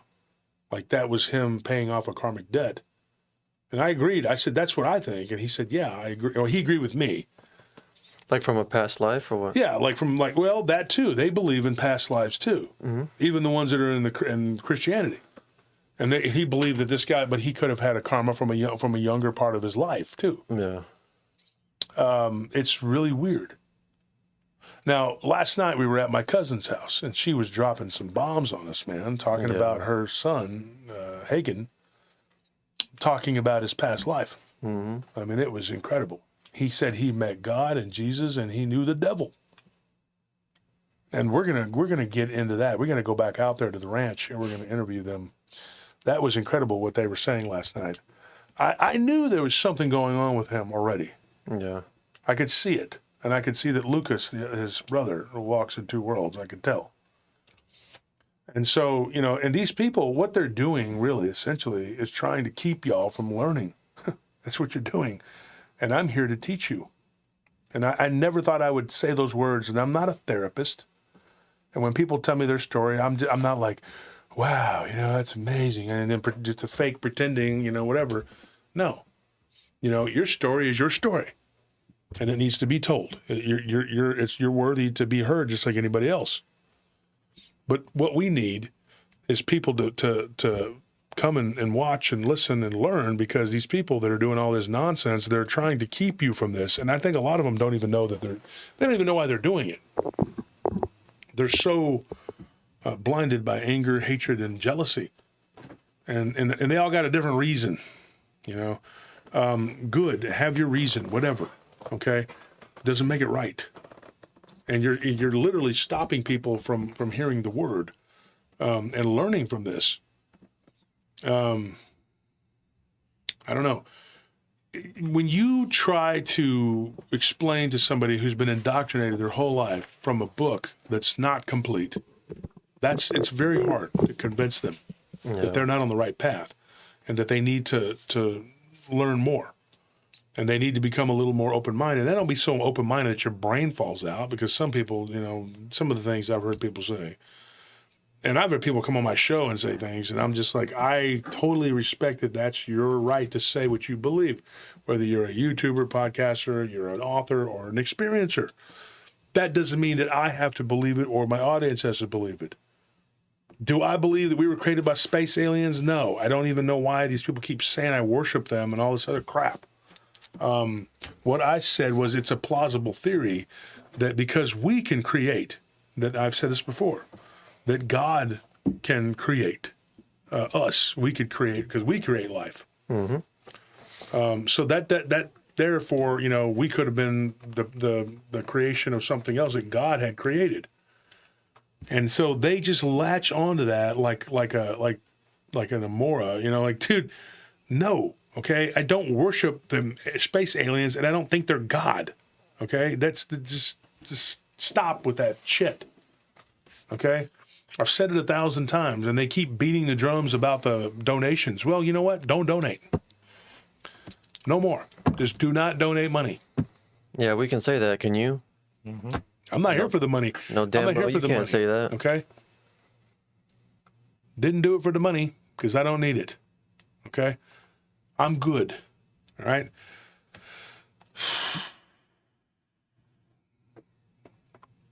Any questions from the audience before we go any further?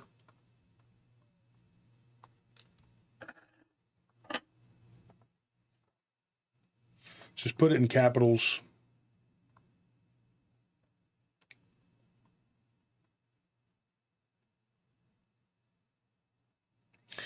Yeah, and several people have messaged me and said that they wanted to donate anyway. I'm here to tell you right now that don't. The easiest way for me to dispel these rumors is just to not do it. Simple as that. And to say it and to mean it and to honestly mean it. You know, somebody asked me, like, you seriously, you don't need the money? I'm like, everybody needs money. But I'm just saying that I'm making a point that I don't need it bad enough that I need to sit up here and beg. They keep saying we beg. Or lie. What a lie, dude. So, never beg for money. Nope. And so they say that, and they want to. So they want to paint this narrative, whatever bullshit. We can dispel that real quick. So they lost their minds today because of that, and I'm just like, good. Because now that puts the impetus on you. Why don't you do the same?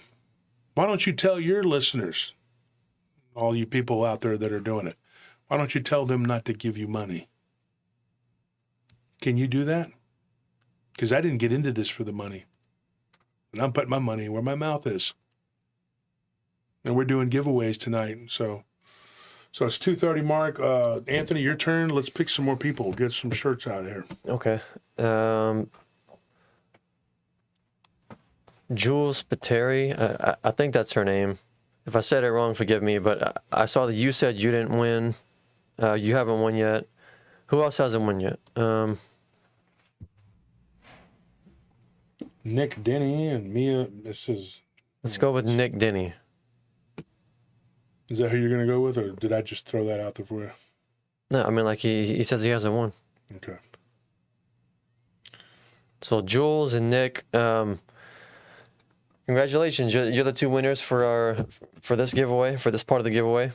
You just have to send your shirt size and your mailing information to the email address that's scrolling at the top of the screen.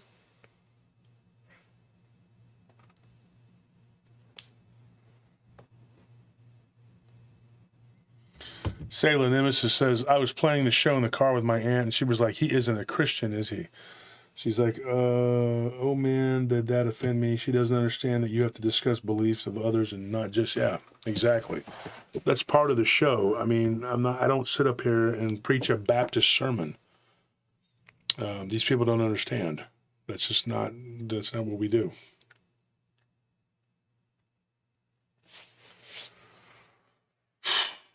There was something else that I needed to talk about with Chucky's experiences, and I can't remember what it is now. There were two other things in my mind. I had it. I don't know if Jules is still watching because she hasn't responded. Well, if she doesn't respond, then that means there's another chance for someone else to win. I think that's what happens. Like they'll check out. Because people will come and go, and they'll check out, and you choose them. Mm-hmm. That's why you got to choose somebody who's on there saying it right then and there that they're not, you know. Okay, so let me choose someone else who says they haven't won. Because then they won't know.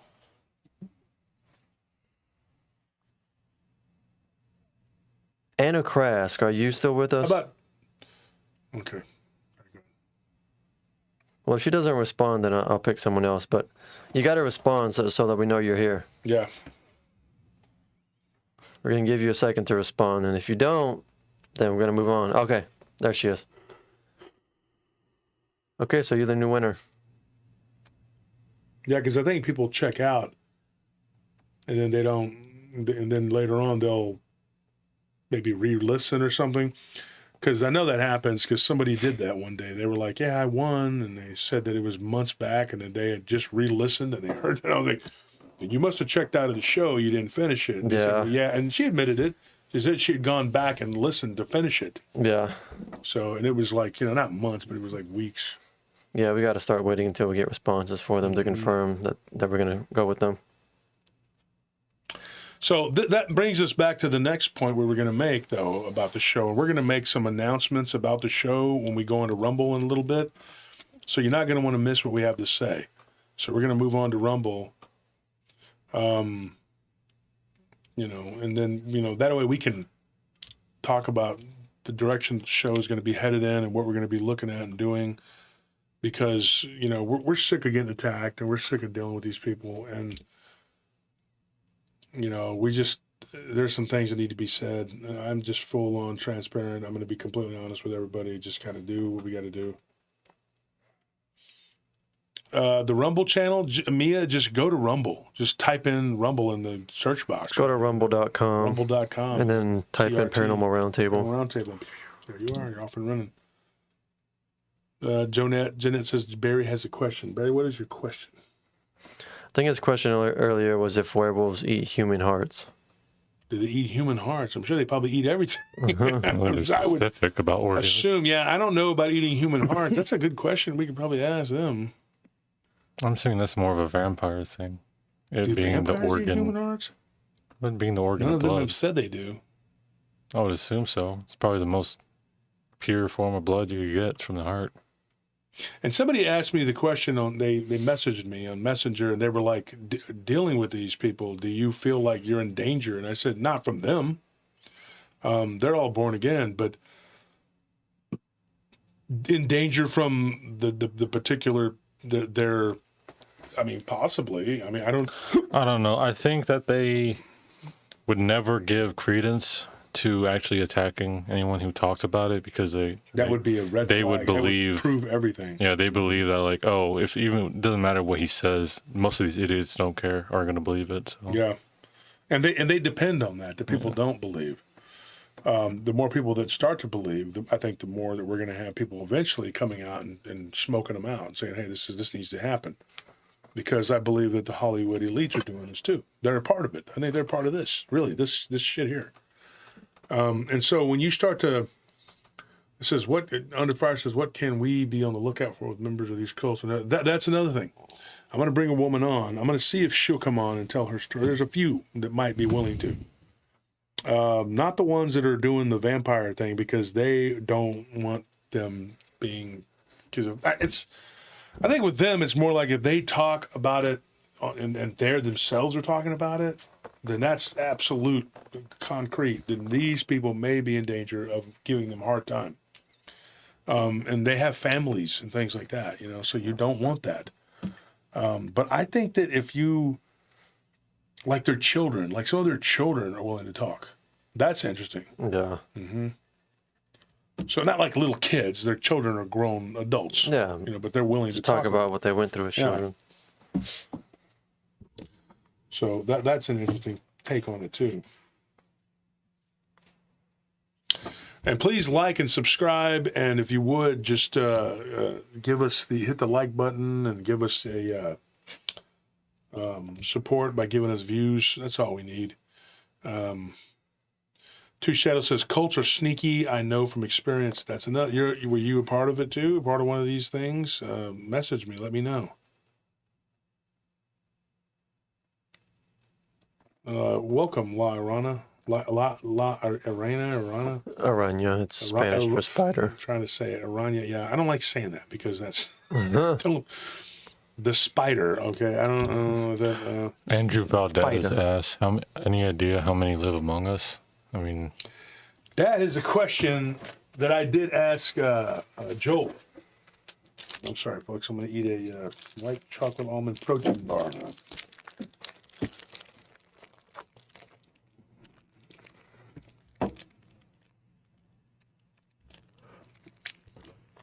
We should get sponsored by them as much as we're munching on their protein bars all the time. Barbarella? Is that what they're called? Barbella. Oh, Barbella. Like barbell? Yeah. It's actually a cool name. I'm sorry, but if I don't eat this, I'm going to pass I that. heard they would sponsor you. Huh? You send them an email. Yeah. So we Michelle got, Moore said, what? What did she say? she says, I use Ghost Vox Seer. My Lycan sent me an image you don't want to know. It would make you sick. So, like I've been trying to pay some attention to the chat. It's hard, but like I know she's been making comments, kind of like alluding to the fact that she has a similar experience, I guess. Oh, there's a lot of people that do. Mm-hmm. Jason, But if you want to share it, Michelle, you can send it to the email. It's at the top of the screen right now. there's a guy that sent us a picture. Weird stuff. Exactly 86. He's thinning on the podcast right now. He's practicing gluttony. How dare Josh Turner?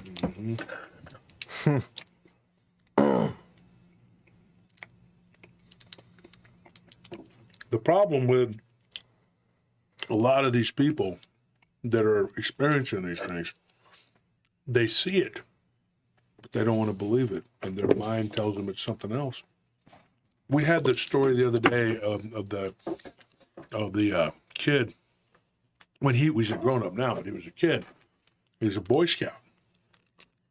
When did we tell that story? He was a Boy Scout, and he ended up seeing a crawler. That was. Was that on Rumble? I don't think so. I think that was here on YouTube. How many live streams ago was that? I don't think I was here. I think that was on the Paranormal Potluck from. Or no, maybe it was on the one 2 days ago called Supernatural Encounters. But they remember how they told the children, like they sat there and brainwashed them, and they told them that they didn't see what they saw, Yeah, that they saw a white elk, a white elk, yeah. and they were like, "What the? And like one of them believed it. I don't see no damn white elk." You know? That guy was funny though. He was like, he goes, "You have to be crazy high on acid to believe that shit."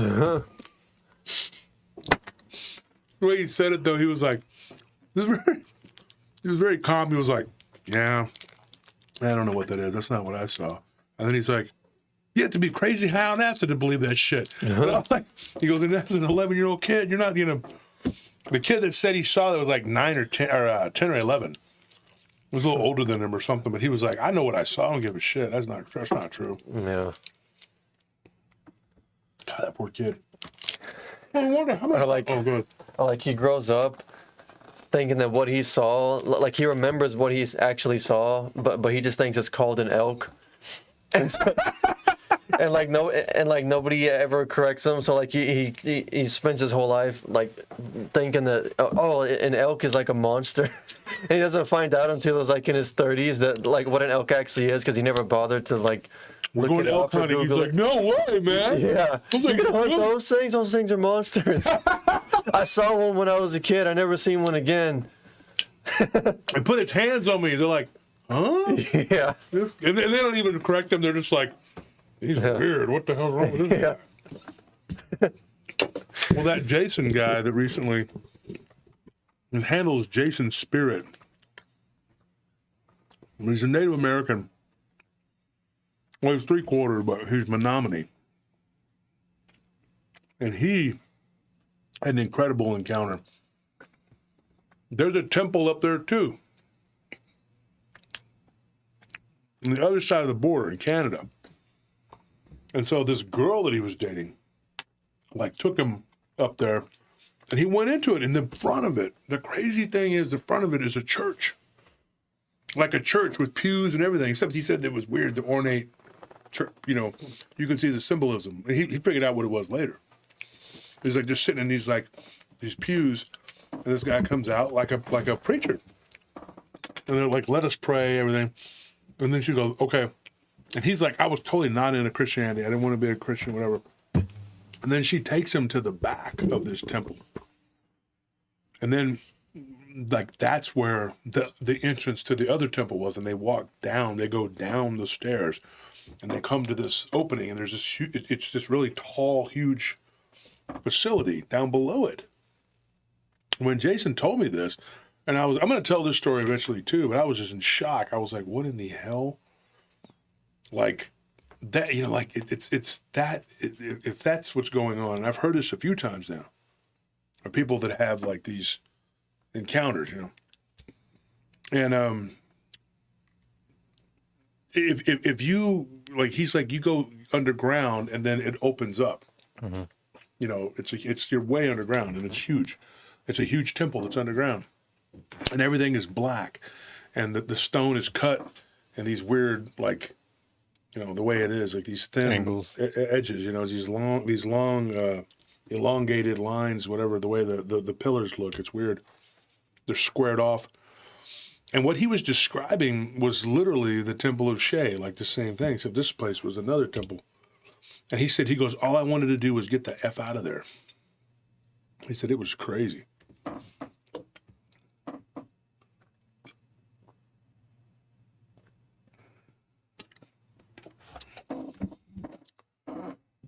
But that guy that had the crawler experience, he was in the Pine Barrens. He was in Pine Barrens in New Jersey. Sailor Nemesis, he burns down the Elks. And I'm not making fun of the guy, his encounter. I mean, what happened to him was horrible. Yeah. Yeah, sailors, he fell on the ground and woke up with snot all over him, but it was like it was hardening over his face, like to suffocate him. You know, it was like this sort of like weird, whatever. It was weird. I think the crawlers are just some of the weirdest, nastiest creatures ever. But this guy, Jason, he encountered two of these crawler-like beings that were crawling around the walls. And they weren't pure white, though. They were like a gray color, and they had tails. And he said that they kind of looked like aliens from the movie Aliens, but they were gray, it was really weird. And so when he started talking about that, and he said that he just played it cool, and he did remember when Mike Clark came on the show and talked about that reptilian biting that guy's head? Mm-hmm. I mean, he did what he did, basically. He's just like, I just went in and played it cool. I was like, oh, cool. These people are like in costumes, dude. What's up with that? And she's like, no, they're not. What do you think of this? And he was like, oh, it's pretty badass. And then he was like, yeah. So then when they were walking back out, you know, she was all trying to sell him on the idea of coming and being a part of it, being a part of their church. And so he was like, oh, well, yeah, awesome. He goes, dude, I packed my shit and left. He's like, I told my roommate I'm moving. I'm good. And the guy didn't want to take his advice. So you should probably move too, because you're going to come looking for me. So the guy calls him like a week later and says that the house was ransacked and this and that. And that they were, you know, convinced that it had something to do with what he had said. He goes, I told you, let's get the F out of Dodge. You know, like, we need to go. This is crazy. But when he went to talk to the elders from his tribe, you know, they knew about that place. And it was a place of great evil, and that some of their former people had gone to that temple, you know, like 100, 150 years ago.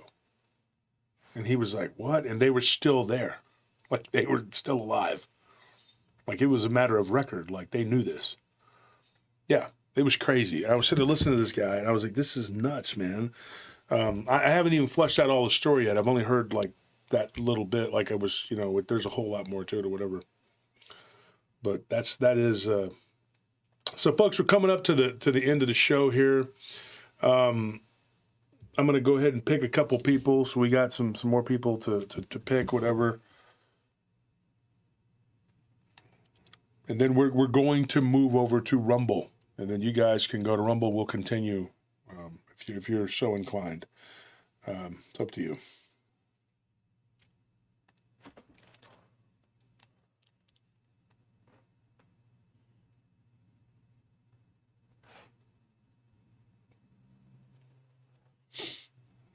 So if you're a member, let me know. Who is DCG? He says, wow, at Mega Giveaway. Has DCG never won?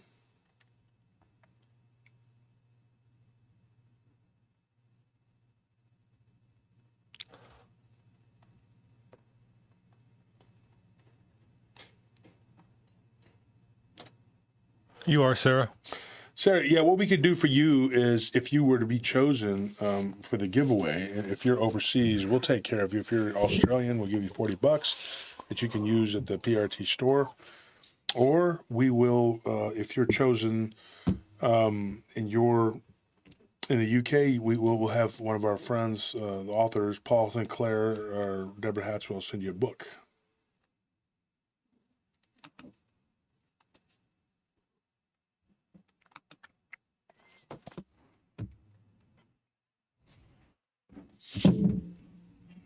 DCG hasn't won yet. He says, thanks, Amy. DCG, tell me, though. He says, no, I have not. Okay, so DCG, I'll pick you on Amy's suggestion. How about that? And like I said, follow us on the Rumble, and if you didn't win on here, you can win in Rumble. But you're going to have to make sure that you tell us, hey, I'm a member. Don't lie and say you're a member. But and we're going to pick a couple people on Rumble.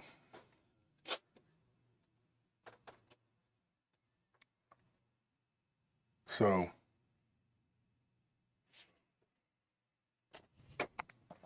got to pick one more person. Daleman Pendergash, yeah, you won, man. I've sent you stuff before. I know I have. Yeah, your name is too unique. Yeah, your name is very unique. He said never won. Way to give it, because we did do a send out. What was it? Like 2 weeks ago? No, Dale. I gave Dale stuff way back. Oh, okay. Now, Dale, was that stuff I sent you? Was that Patreon stuff? Because that's a separate thing. Mm-hmm.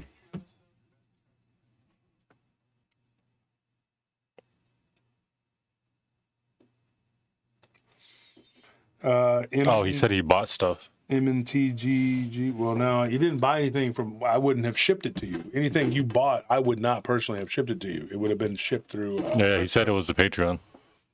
Oh, okay.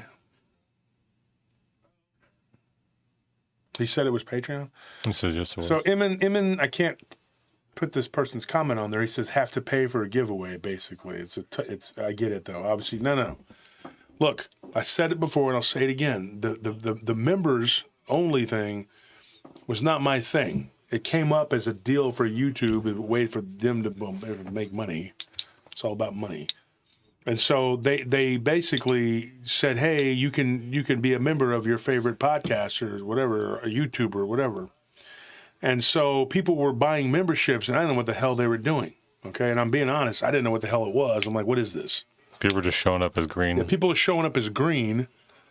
And so what ended up happening, they said, well, these people have actually, become a member. What are you going to do for them? Well, nothing, because we do Patreon. We don't do that. And people donate or whatever. But I said, look, I am committed to keeping things behind a paywall. So I'm not really, I'm not thrilled about your comment there, because it's kind of a slap at me, considering that I'm telling people do not donate to the show. And I'm also being very frank and honest here. I have to do something for the members. I have to. I mean, look, you have to look at it this way, and I think this is why it's so confusing. And it's not it's not about filtering out trolls either. No, that may be part of it, yeah. But the thing is, that does work. That's a good point, actually, that you just made. I was trying to bring that up. Yeah. Basically what happened was, we've always done giveaways. There's never been like a time where we didn't do giveaways, and the only time we didn't do giveaways was because there were so many trolls and there were so many issues with that we had to stop. So once that started coming back up again and we were doing the giveaways again, we had to face the fact that there were members who were paid $5 and were chatting and were green, and they were receiving nothing for it. And they were supporting us, and we didn't think it was fair that they didn't get anything for it. So we said, you know what? We're bringing back the giveaways. Why don't we have the members, like, exclusively, they can get the giveaways, and then that way They get something for being a member. we bring back giveaways, and we're solving two problems at one time. So, like, yeah, it's easy to sit here and look at it like in the future and be like, oh, this is what you guys are doing, but no, we solve issues. That's how we do things here. Yeah, thank you for explaining that, because it was getting to the point where, and so me and Anthony and Tony and Nelly and all of us just sat there and talked, and Scorpion, who's the brains behind everything, he's really actually He's the one. He's the leader of everything. He said, why don't you guys give them some shit? He did. That's the truth. He's just like, well, just give them some shit. I mean, they're members, you know, and I said, that's a good idea. And then that'll be what we do. We just give them some stuff, because they got to do something for your members, man. So, you know, here we are. I mean, like, you guys don't know some behind the scenes, but like me, everybody here was like throwing up ideas about what stuff we could do. I mean, we said like maybe, oh, what if we just like had the pictures that people sent us? Like, what if we had something to where like only they could see it? You know, because we don't like to post pictures because it gets taken as fake too many times. But like, what if, you know, people still want to see those? We could post them here and they could see it. Wolf was like, well, that's still content that, like, you know, you're forcing people to buy. He's like, so with, like, there was a lot of back and forth in which we try to figure out a way to make it work. And, you know, I think this is the best way. Yeah. So, who did I pick? I picked one person so far. Well, you picked Daleman Pindagosh, and he said he wanted on Patreon, so I don't know if you want to go with him or not. Dale messaged me and we'll talk, because, I mean, if you're still on Patreon too. The other thing, we were going to talk about this. We were going to talk about the Patreon, because, you know, people are still on Patreon, and, you know, just to do something for the Patreon people. If you're at a top tier on the Patreon, and you, let's put it this way. You got your giveaway, you got your stuff, whatever. So after you've been a Patreon for 2 months, you get your stuff. So what we're going to do is, if you go another 6 months and you stay on the Patreon, we're going to give you another swag bag with the updated shirts. Now, you're going to have, it's up to you to let us know that it's been 6 months since you got your stuff. So once it's been 6 months, you keep up with that, all right? You send us a message, okay? If you send us a message saying, hey, you know, whatever, give us a picture of what you won before, so we can give you something updated, something new from the new, and we're going to make a catalog. Yeah, like, for instance, if you guys get something for like a shirt, you know, during the summer, you can get a hoodie during the winter. Yeah.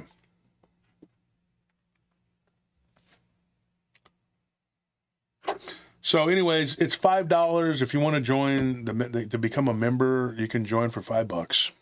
And there's people that'll buy like members, and then you'll get gifted a membership too, which is really cool. Somebody's nice enough to do that for you. And so, you know, just get a membership, and then you can be entered in to win. We don't put anything behind a paywall like all these other greedy people. Some of the smaller channels I can understand, because they got to have a way, because they're spending all this time and effort and money to do their shows. They have to get their money back somehow, or it's just an exercise of futility. They're wasting their time. But there's some of these channels, you know, that have enough people, and they get, believe me, I've watched them get donations, okay, hand over fist, and they're still wanting to put things behind a paywall with their members only. And I'm not doing that. And we told you, and we stick by it. We don't want any donations. The rest of the month, don't do it. And if you decide to do it afterwards, then it's on you. And if you don't ever do it again. Don't do it for August. Don't do it for September. Never do it again. But at least for the rest of this month, respectfully, I'm asking for my birthday, if you want to give money to us, think about it. Take that money and give it to someone else. I mean, don't just go to random people unless the Spirit moves you to do it, but give them, do something for someone. Give the money to someone who you love that needs it. Do something that you can, you know, and if you are on a fixed income, don't give us a dime, ever. Okay? Right? That's it, period. Do not do it. Joe Breezy, he said, what up, y'all? What's up, Joe? What's going on, man? We're about to move this party over to Rumble. So that's it for tonight, folks. On YouTube, check us out. Wait, We're moving over to Rumble. who are the giveaway winners? If you're a giveaway winner, send us your information. Okay. Joe, Breezy, you know you ain't gonna win. If you want something, just come up to the studio, go into the storeroom, and take what you want, man. You have to bring barbecue though. Bring barbecue though. Even though you're a juggalo, we forgive you. Juggalette Jen says the juggalo community loves the paranormal. Whoop whoop. Yeah, so I think we need to be listening to that song. There's one song in particular they got that I could be playing right about now. I digress. Anyways, folks, if you got picked, and of course you too, Abe, you know that you're welcome to come to the studio anytime and take whatever you want on the house. I have a feeling he's gonna like those camo ones. Oh yeah, we got you some camo too, Abe. Don't worry. If you and Breezy want to join us over on Rumble, we have a little Rumble for a little while because it's my birthday night, right? I'd love nothing more than just to shoot the breeze and maybe tell some stories and just have a good time on Rumble. Whoever wants to be a night owl and stay up. Okay. Breezy bringing the brisket.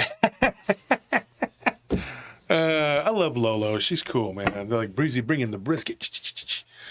Renee Thompson says, love Josh. Well, we love you. Jason Brichard, I love Jason. Jason's great. He's a good guy. Yep. And Michelle Moore, we want to see you over there, okay? I'll tell you what, on the giveaway on Rumble, it doesn't have to be members. We're just going to give away more stuff on Rumble, okay? My goal is to give away at least a dozen things tonight. How many are we giving away so far? 6? Mm-hmm. Okay, let's do another one. Who else who wants something here? What's yours if you want it? Yeah. But you got to send us your information, okay? Now that we have Maddie here to help us, okay, I can force her to do what we want because she will feel our rebuke. You will burn in holy fire. My cousins laughed so hard at that last night. They're like, "Are you feeling the rebuke?" Yeah. I think she was feeling some Garrison last night. Feel that rebuke, woman. It's so funny. I'm going to tell y'all a story when we get over there to Rumble. I mean, because these people, they think that I'm a city boy. I'm going to tell you something, folks. All right? You're looking, you think I'm joking. You're looking at a shit kicker, okay? You're not. I'm not who you think these people are talking bullshit. I was at my cousin's ranch last night. Now, I don't just go out to the ranch and go, I'm going to play a cowboy, blah, blah, blah. 15 years, baby, of my life out in the sticks on a ranch or a farm. I lived on 3 different ones. Always. What happened? I don't know. Why do I always keep eating rotting food? Keep eating what? Rotting food? What is that? It's something that's like a year I thought you were still eating by. peanut bread. Where did you get It that? is. But it sells by 23. Does it taste like it's rotted? It doesn't taste right. Let me see it. Where'd you find year-old peanut bread? Whoa. It's Wolf's. Oh, this was like in my nightstand. I don't know either, but This was after that given to me by, protein, anything that's bad, I don't trust anymore. This was Roxy. I think she gave this to us. Let me see. If it's still good, I'll eat it, but I saw that date and spat it out immediately. Give it a shit. In the middle of the Rumble show, we all both can be sick. You eat like half of it. Die. Tastes good to me.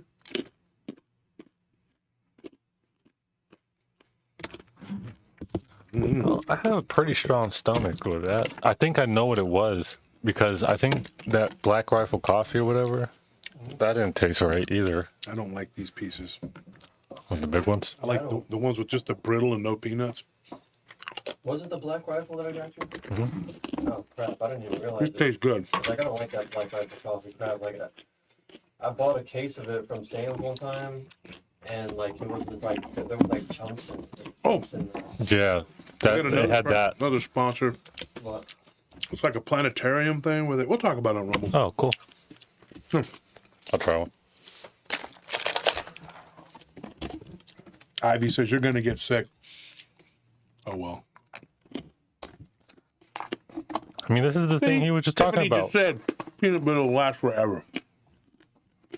Like, Birthday exploit doesn't count. no. Maybe Mushu ate a dog biscuit. Dog biscuits are fine. I share them with Banjo all the time. You're gonna get mad cow eating that shit. Oh, dude. All right, man. We'll see you on Rumble.